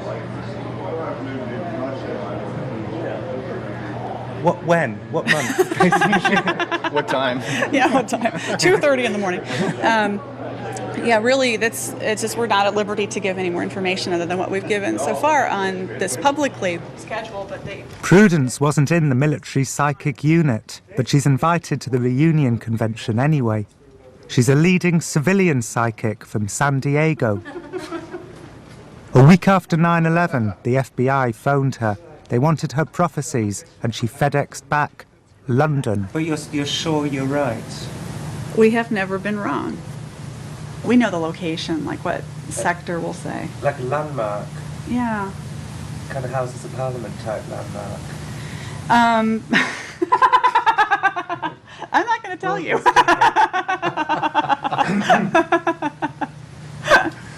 Well, surely not Buckingham Palace. I might tell you off camera.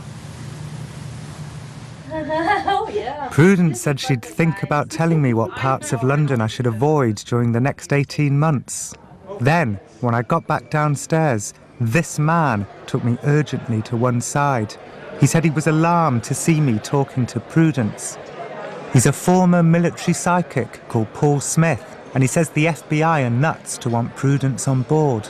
When I asked why, he said for a start she once wore a Star Trek badge on national TV. Did they make a point of it? No. It's just folks did notice it, though. Yeah. And is that taboo within the remote viewing world? No. I mean, I didn't have a problem with it. But if you think about it, if you are trying to promote something and make this credible, it would seem you'd be a little more cautious about the image you're trying to portray. And, you know, and of course, Star Trek, although I love Star Trek, I watch it, it is a fantasy. But I could tell there was something Paul Smith wasn't telling me. the real reason why he was so against Prudence. Then he said this. And then became the infamous Hale-Bopp comet episode. You don't know about that? No. I don't know if I want to talk about this on camera.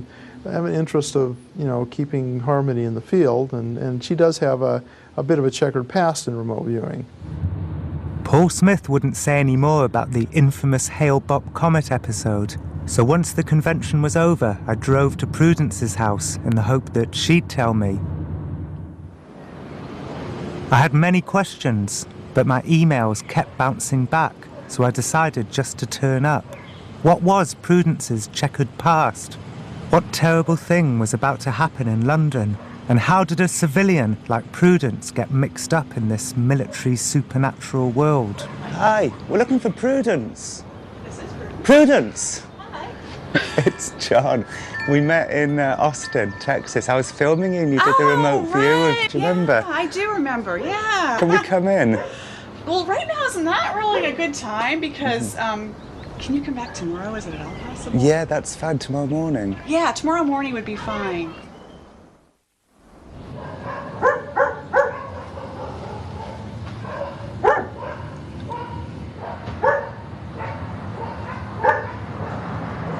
Prudence has closed down shop. Just like that? Mm-hmm.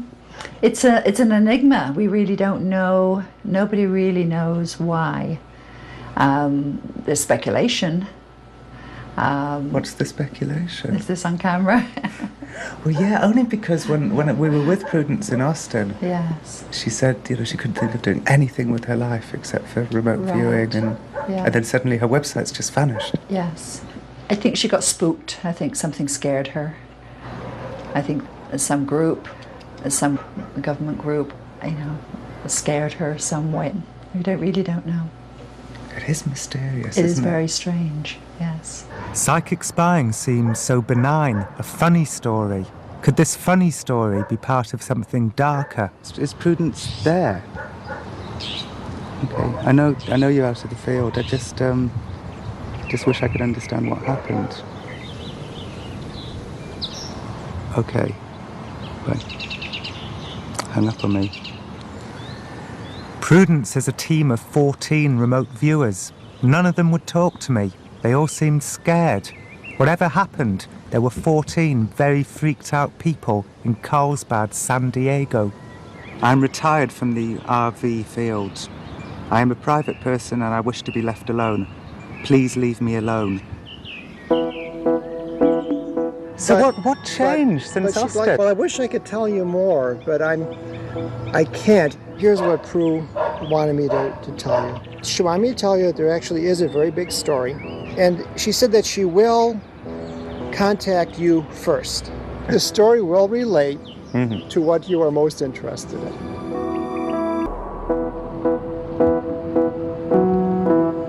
While I waited for Prudence to contact me, I decided to piece together the story of how US intelligence first got mixed up in the psychic world. It turns out that, like much in George W. Bush's administration, the answer lies in the Bush dynasty of the past. This story begins in this house in 1953. I was awakened, very, very early in the morning. It was before dawn. And my bedroom was in the back there and brought out here. And my mother was sitting in a sofa, not this sofa, but one in this position. She was sitting right over here. And then there were two other, men here. And it was this very dim November, pre-dawn. And you were how old? I was 9. So I was kind of presented with this news, which basically was that, your father has died. He had an accident, and the accident was that he fell or jumped, out of a window. These were these kind of terms that, were just kind of presented to me, and I was completely stymied. Excuse me, he did what? He fell or jumped? And as a kid, the issue was, well, how do you fall out of a window? What do you mean? What does that look like? Fall out of a window, and why would he do that? Why? I mean, what is this? What are you talking about? So at the age of 9, did you ask what window did he fall out of? Yes. What was their answer? Well, it was a hotel window. Did you ask where? Well, I knew, the story was told from the beginning as having occurred in New York.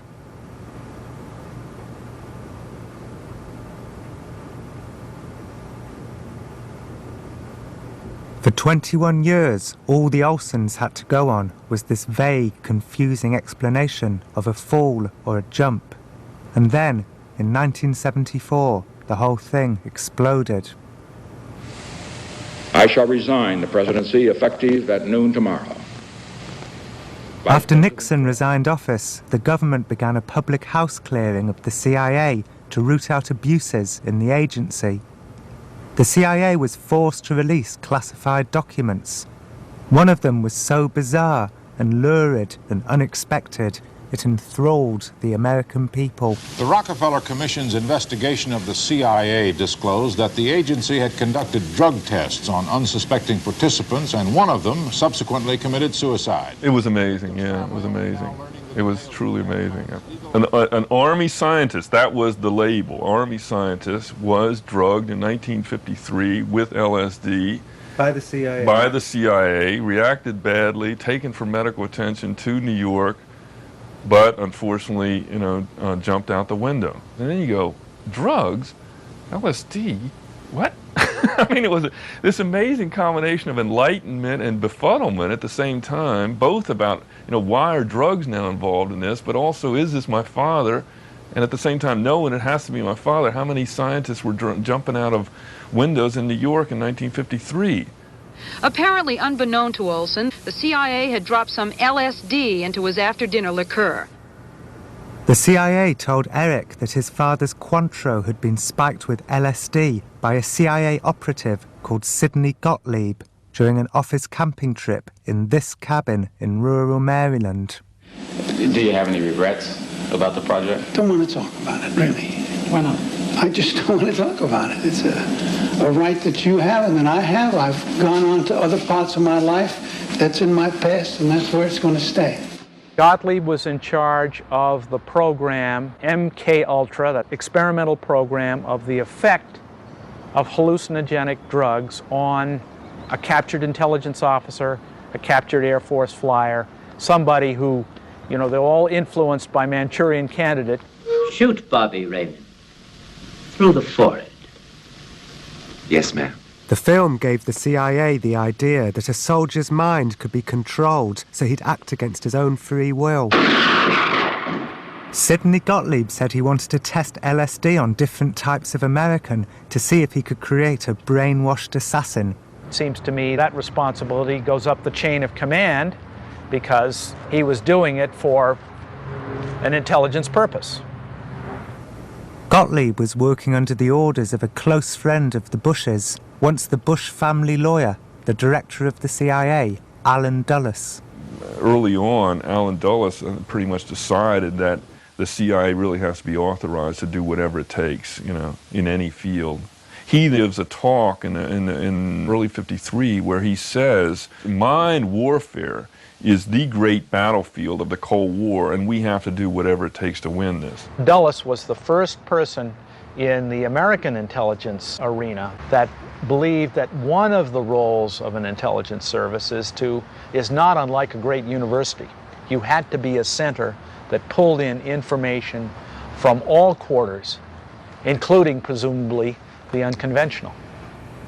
Allen Dulles commanded his agents not only to spike people's drinks with LSD, but also to infiltrate seances so he could recruit clairvoyants to his mind warfare battlefield. This is how the remote viewing program began.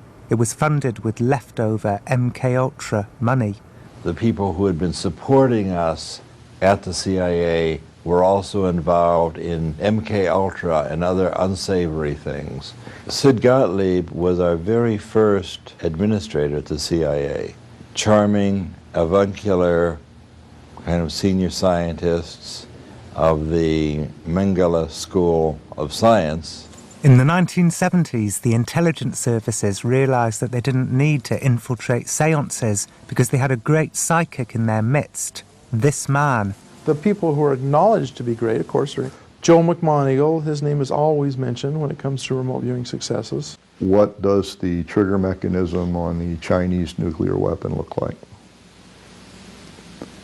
Well, if you know where a Chinese nuclear weapon's sitting, then you can go out of body to that specific location and walk across the lab and look at the weapon sitting on the lab table and press your face down through the weapon casing and look at the weapon trigger mechanism, size it up, then come back, sit at a desk and draw it to scale. And that is something specifically That's something specifically that's that done. you did? Yeah. And did they act on it? Oh yeah. It's easily done. And did it prove to be correct? I can't confirm or deny that. It had been a year since something frightening had made Prudence close down her business, and she still hadn't been in touch. The link between the psychics and the darker mind control programs made me think that maybe Prudence had got herself mixed up in a world where she was out of her depth. I looked back at the year-old tapes of the Psychic Spying Reunion Convention. For some strange reason, the organisers had banned the delegates from actually doing any psychic spying. Prudence had sensed that I wasn't entirely convinced that psychics fighting the war on terror was a good idea, and she wanted to prove that it was. So we crept away to a hotel room so I could test her psychic skills. So I'm going to write something down and keep it secret from you. But you need to do it now. Okay, I'm going to do it now. Do it now. So I'm going to go to that table over there and do it. Yeah. Just, don't show me what you're going to write down. I thought it might be an interesting opportunity to get one crazy branch of Alan Dulles' CIA to spy on another crazy branch of Alan Dulles' CIA. So I wrote, what happened to Frank Olson when they spiked his drink with LSD in 1953? I put the piece of paper in my pocket and nobody saw what I had written.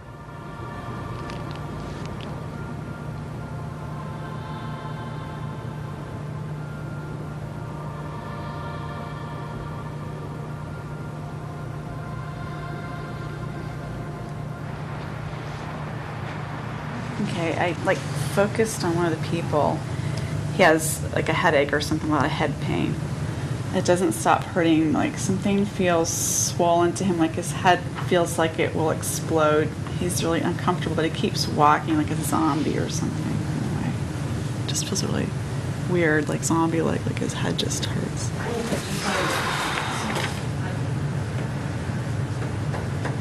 Someone stuck something in his head. Doesn't make any sense. Someone stuck something in his head? Yeah, but I know it doesn't make sense, but that's what it is. Someone stuck something in his head. It is very, dream-like. Like a zombie? He couldn't think. He was just had one Tripping. thing on his mind. Oh. Just like a buzzy electric, Like buzzy electric. Buzzy electric. It's it's buzzy. It's buzzy. And it makes his head feel just huge. It's buzzy.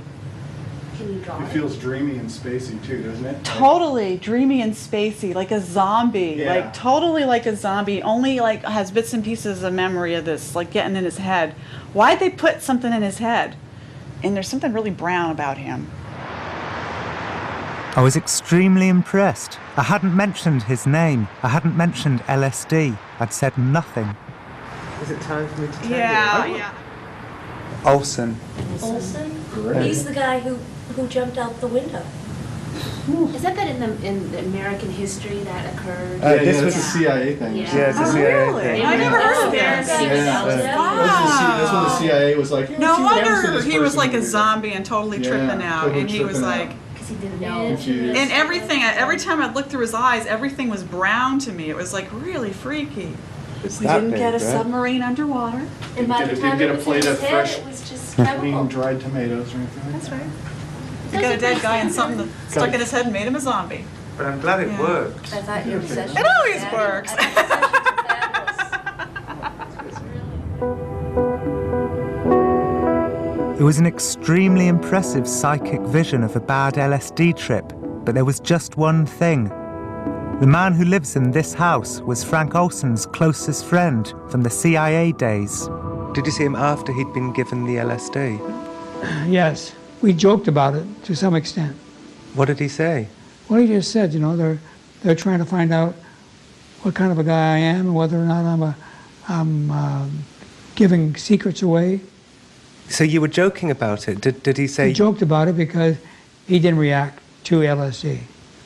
What, he wasn't tripping at all? So who was right? Should we believe Prudence's psychic vision, in which Frank did seem to be having a bad trip? Or should we believe Norman's story, in which he didn't?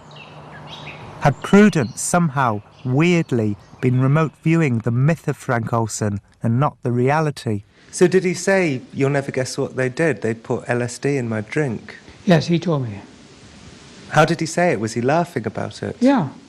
Like the crazy things these people are doing? I think it was more than that. He really thought that they were picking on him now because they thought he was the man who might give away the secrets. But there was a particular thing that they were worried that he'd talk about. No question about it. Do you think I know what that particular specific thing was? Boy, you are an artist.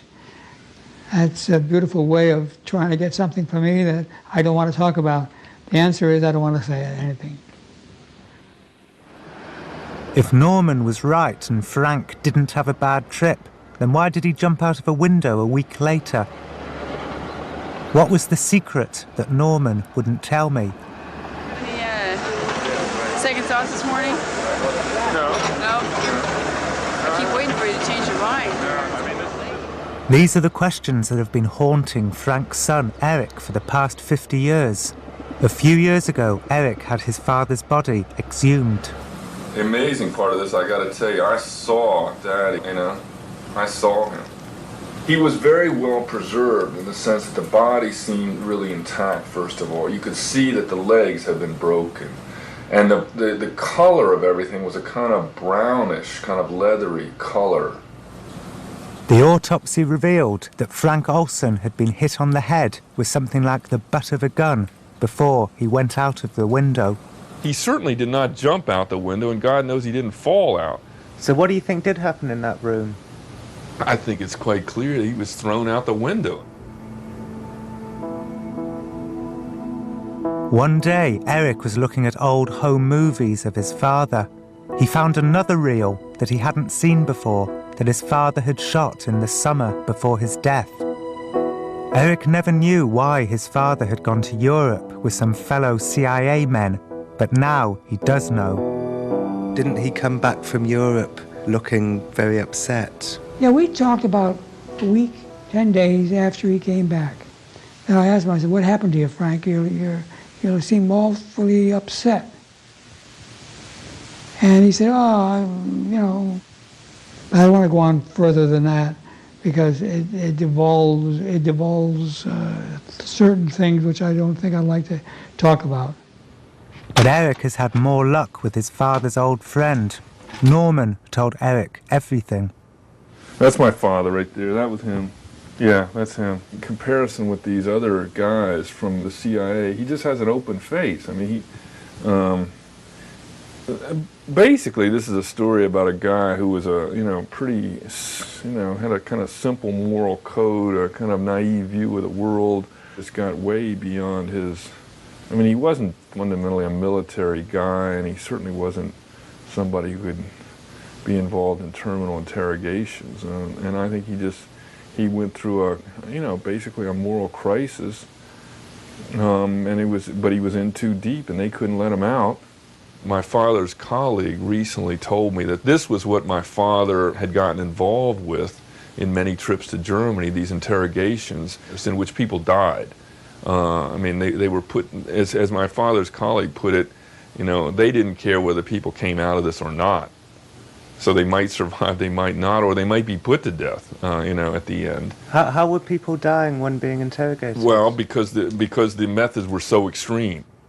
According to Norman Canoia, Sidney Gottlieb and Alan Dulles were not just recruiting psychics and spiking people's drinks with LSD. There was a third exotic mind warfare endeavour, inventing new ways to torture Cold War detainees. If what I've been told is true, this is what Frank was involved in, but he had a crisis of conscience and was going to tell the press, so they pushed him out of the window. Now it's not a family story anymore. It's not about, what happened to Eric's father. It's about what does this story about Eric's father show us about, what was going on in the 50s and how that informs what's going on today.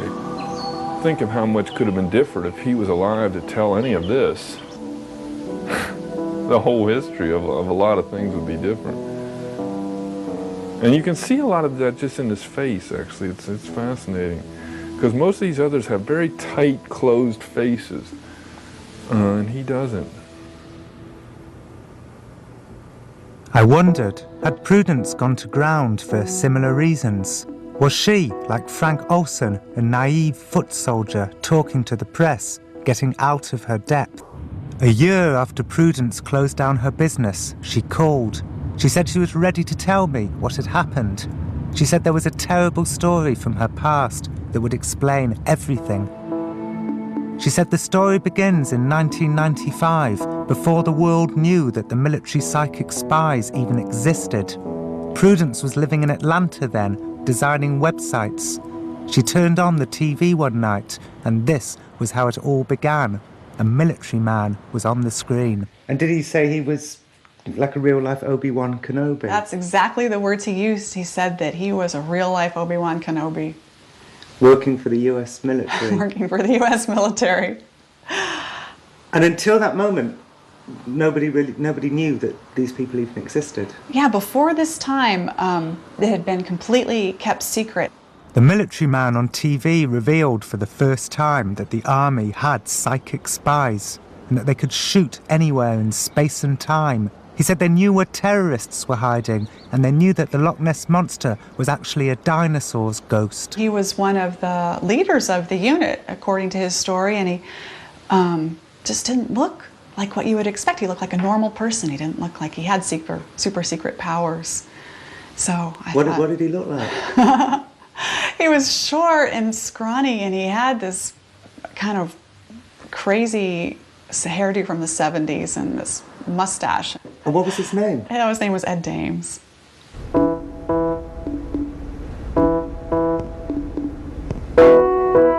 remembered why he was so excited about science fiction and thought, I could learn how to do this just like he learned how in the military then. I could figure out all the things I need to know. Were people cross with you? Were people what? Cross. Did you say cross? Yeah. Irate? Angry? Mm. Oh, you bet. You bet. The Defense Intelligence Agency mounted an investigation. Ed Dames. If anybody should have put a gag in his mouth, that should have been the first one, because he clearly was out talking when he should have been listening. Very upsetting, incidentally. Why? Well, he had taken the same oath I took. Puffed his chest up and said, I was one of them. He wanted to be king. There's no doubt about it. Yap, yap, yap, yap, yap, yap, yap. What was your motive for doing it? No, actually, I didn't have any motive. I didn't have any motive at all. Ed's rise to national celebrity was helped by the fact that interviewers sounded so beguiled by his military credentials and startled by his psychic predictions. Edward A. Dames, Major U.S. Army, retired now, is a decorated military intelligence officer, an original member of the U.S. Army prototype remote viewing training program, served as the training and operations officer for the Defense Intelligence Agency's Psychic Intelligence, or PSIINT, collection unit. Military acronyms sound truly mesmerizing. Now, here's what, this is important, and before everybody goes to bed, listen to this. When you see a space shuttle, one of our space shuttles, being forced to come down and land because of a meteor shower, That is the beginning of the end. That's the harbinger. Immediately after that will begin some drastic geophysical changes in the Earth, eventually resulting in a wobble and possibly an entire pole shift. There will be some who will live through this, Ed, or will no one live through it? No, we're looking at a couple of billion people. They're going to get crisped. Oh, the Art Bell Show. Coast to Coast Radio is the name of the show, and Art Bell had the biggest paranormal news radio show in the whole country, probably the world. They talk about Bigfoot sightings. And in the middle of this, there was suddenly a major from the U.S. Army with, top-level clearance. Yeah, Ed Dames immediately became one of Art Bell's very favorite interviewees of all time. I liked him the first time I did the show, and he helped me business-wise to sell my products on his show. So I'm very grateful for him for that, and it's a mutually beneficial relationship. It must have sounded to some listeners as if they were almost eavesdropping on a top-level meeting inside the Pentagon, listening to Ed Dames and Art Bell. Yeah, it sounded real, and he would back it all up with everything that had been done in the military, so it made sense. I can't help thinking that if one of Ed's less colourful former military psychic colleagues had decided to spill the beans instead, all the terrible things that happened next might have been averted. Ed retired from the army and set up a psychic spying school for civilians. Until then, the psychic craziness had remained covert and controlled, a military secret that never left army bases.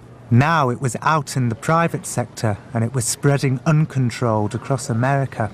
Let's say the vertical object on this particular table. Ed was convinced that pregnant Martians were about to unleash a virus that would destroy all life on Earth. This kind of belief was attractive to swathes of the American public, especially because Ed was a military man and consequently trustworthy. If you wanted to learn remote viewing, you had to learn from Ed Dames. None of the other military guys were training at that time. Ed, and I tried to take training with him first, but he was booked solid for 2 years. Everybody wanted to be a psychic spy.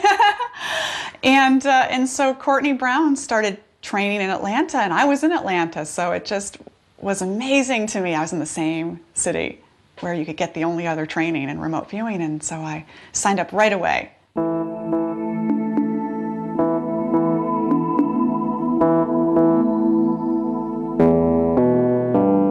Courtney Brown was, I guess you'd call, basically a third-generation remote viewer. He had learned from Ed Dames, who had learned from Ingo Swann.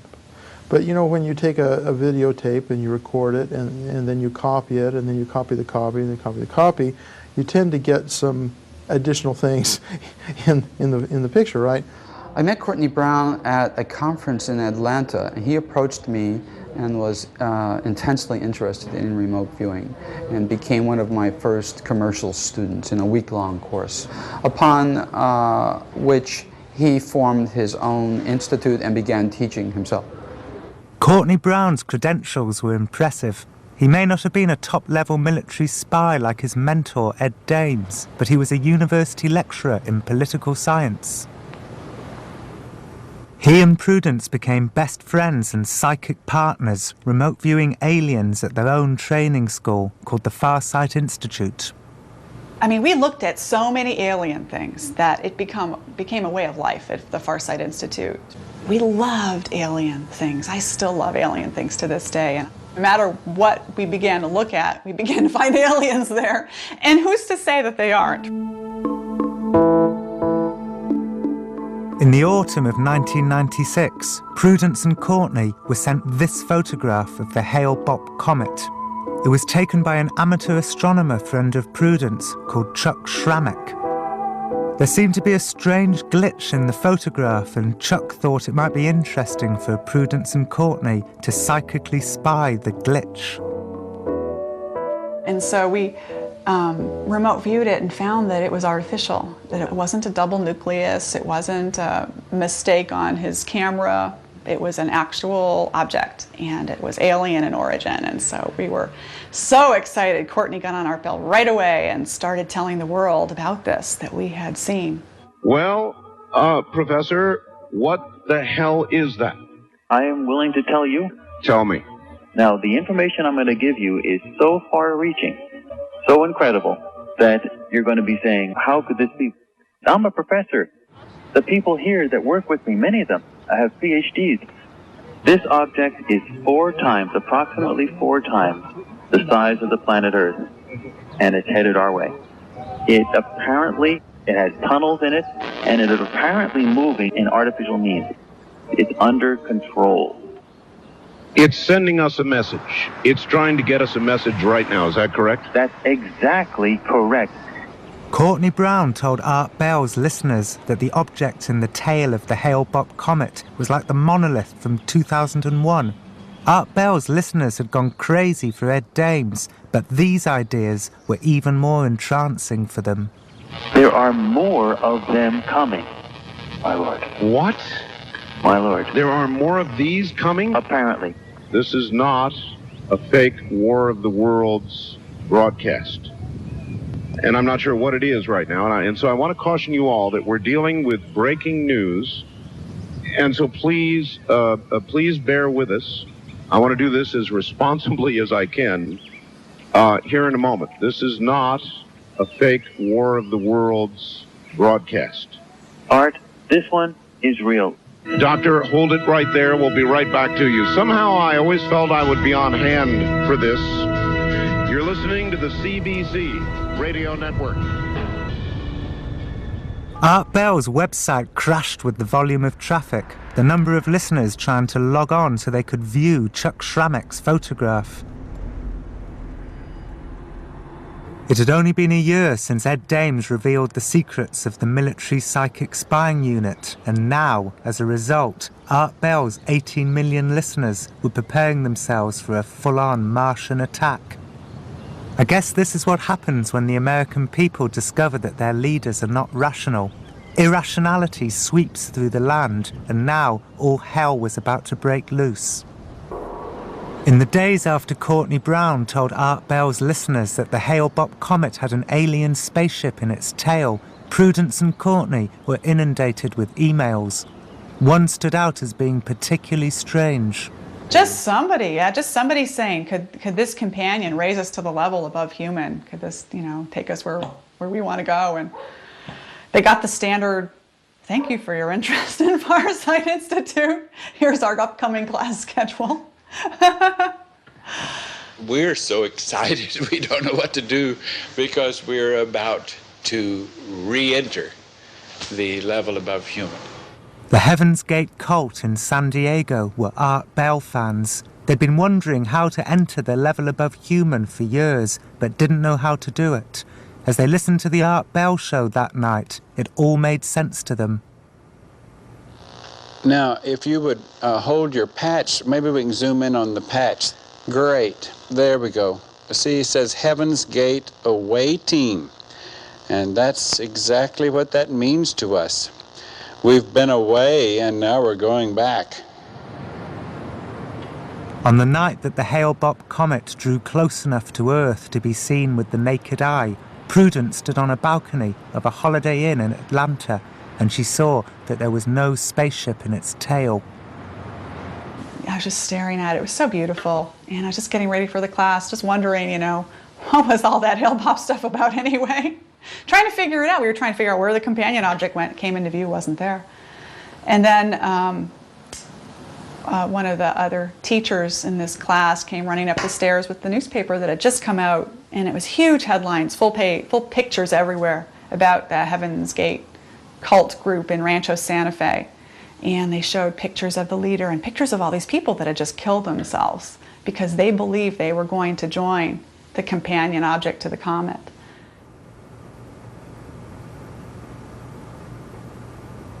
"39 people killed themselves so they could hitch a ride on Prudence and Courtney's Hale-Bopp companion."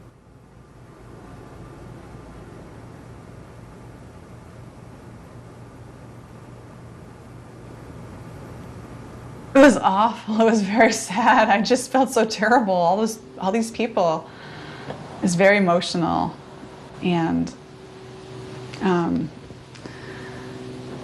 it's a helpless kind of feeling because you want to help somehow, but there's nothing you can do.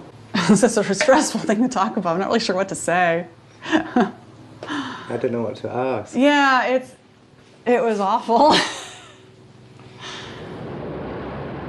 I mean, I guess, you weren't to know that all the excitement, would lead to a mass suicide. Yeah, you'd think, well, you're a remote viewer, you should have figured that out ahead of time.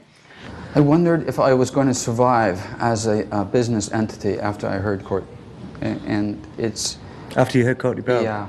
Yeah, I wasn't sure what that would do to the future of remote viewing as a valid enterprise.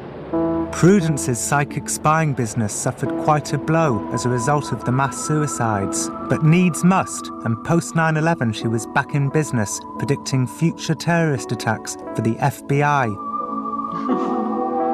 And then I met her for the first time and she indiscreetly told me, London.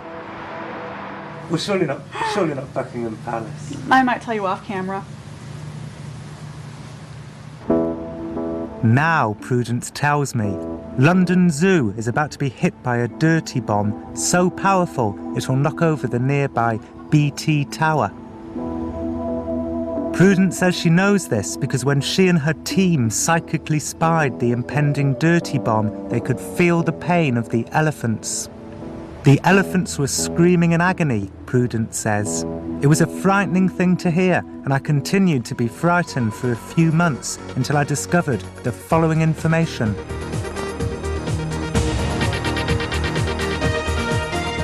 And London Zoo's elephants pack their trunks to enjoy life in the leafy home counties. The 3 girls from the city have left their Regent's Park base for a new life in the countryside. How could the elephants be collateral damage in a London Zoo dirty bomb when the elephants, 6 months prior to Prudence's vision, had all been moved to Whipsnade? Prudence said the dirty bomb would definitely explode sometime before Christmas 2003, and frankly, it was a relief to discover it was all just psychic nonsense. Prudence is getting death threats from unknown military intelligence people, she says. This is why she's closed down her business. There have been phone calls calling her a mass murderer responsible for the 39 suicides and implying that she would die too if she carried on telling journalists like me the details of her war on terror psychic work. Threatening phone calls saying you better stop what you're doing, click. People following you on the street, people running up and taking strange pictures of you when you're in a public place. That happens to you? That happens all the time, to this day. I can't prove that Prudence is really under attack, and I can't prove that the psychics are having a palpable impact on the war on terror. But when intelligence agents are sent out to talent spot clairvoyance, and when the last great war, the Cold War, relied heavily on psychic data, it is presumable that the psychics are having some impact on this war. Crazy psychic predictions influencing a crazy intelligence network and turning the American people crazy. Recent intelligence reports suggest that al-Qaeda leaders have emphasized planning for attacks on apartment buildings, hotels, and other soft or lightly secured targets in the United States. Since 9/11, have they done any specific works? I can't confirm or deny that. And you couldn't confirm or deny which agency it may or may not have been?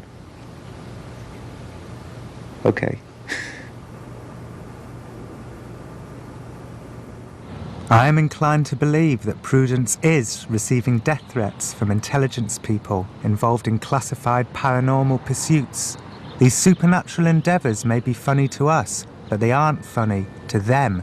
Sometimes it can be hard to give up a funny story, replace it with a story that's not fun, as Eric Olson has discovered to his cost. An LSD suicide story is considered strange and wonderful. A CIA murder story is not. Eric Olson is ready to charge at a news conference tomorrow that the story of the suicide plunge makes no sense and that his father was killed to silence him about the lethal activities he'd been involved in, programs codenamed MK Ultra. Dr. Olson may not have the whole story. The pity is that the government's lid on his secrets remains so tight, and we may never know the whole story. Don't go there. Don't go This there. is Daniel Shaw. Don't go there, Dan. See, that's what they want to do. Oh, we never know the whole story, you know? And there's so much comfort they take in that. Bullshit. No, it's bullshit. Yeah. The people have been so brainwashed by fiction, you know, the Tom Clancy kind of thing, that they think we know this stuff. We know the CIA does this and so on. Actually, we know nothing of this. You know, there's no case of this. And this is, all this fictional stuff is like an immunization against reality, and makes people think they know things that they don't know, and it enables them to have a kind of superficial, you know, quasi-sophistication and cynicism, which is, you know, just a thin layer beyond which, you know, they're not cynical at all. Frank Olson did not die because he was... Eric did give a press conference the next day, saying his father was not an LSD suicide, but a CIA murder victim. But most of the journalists present reported it as a human interest story, focusing on Eric's healing process, and so the story was fun again. Throughout this series, we've looked at paranormal experiments conducted by the US military during the past 3 decades. Often the intentions behind them are honourable, and the experiments seem funny until they are implemented.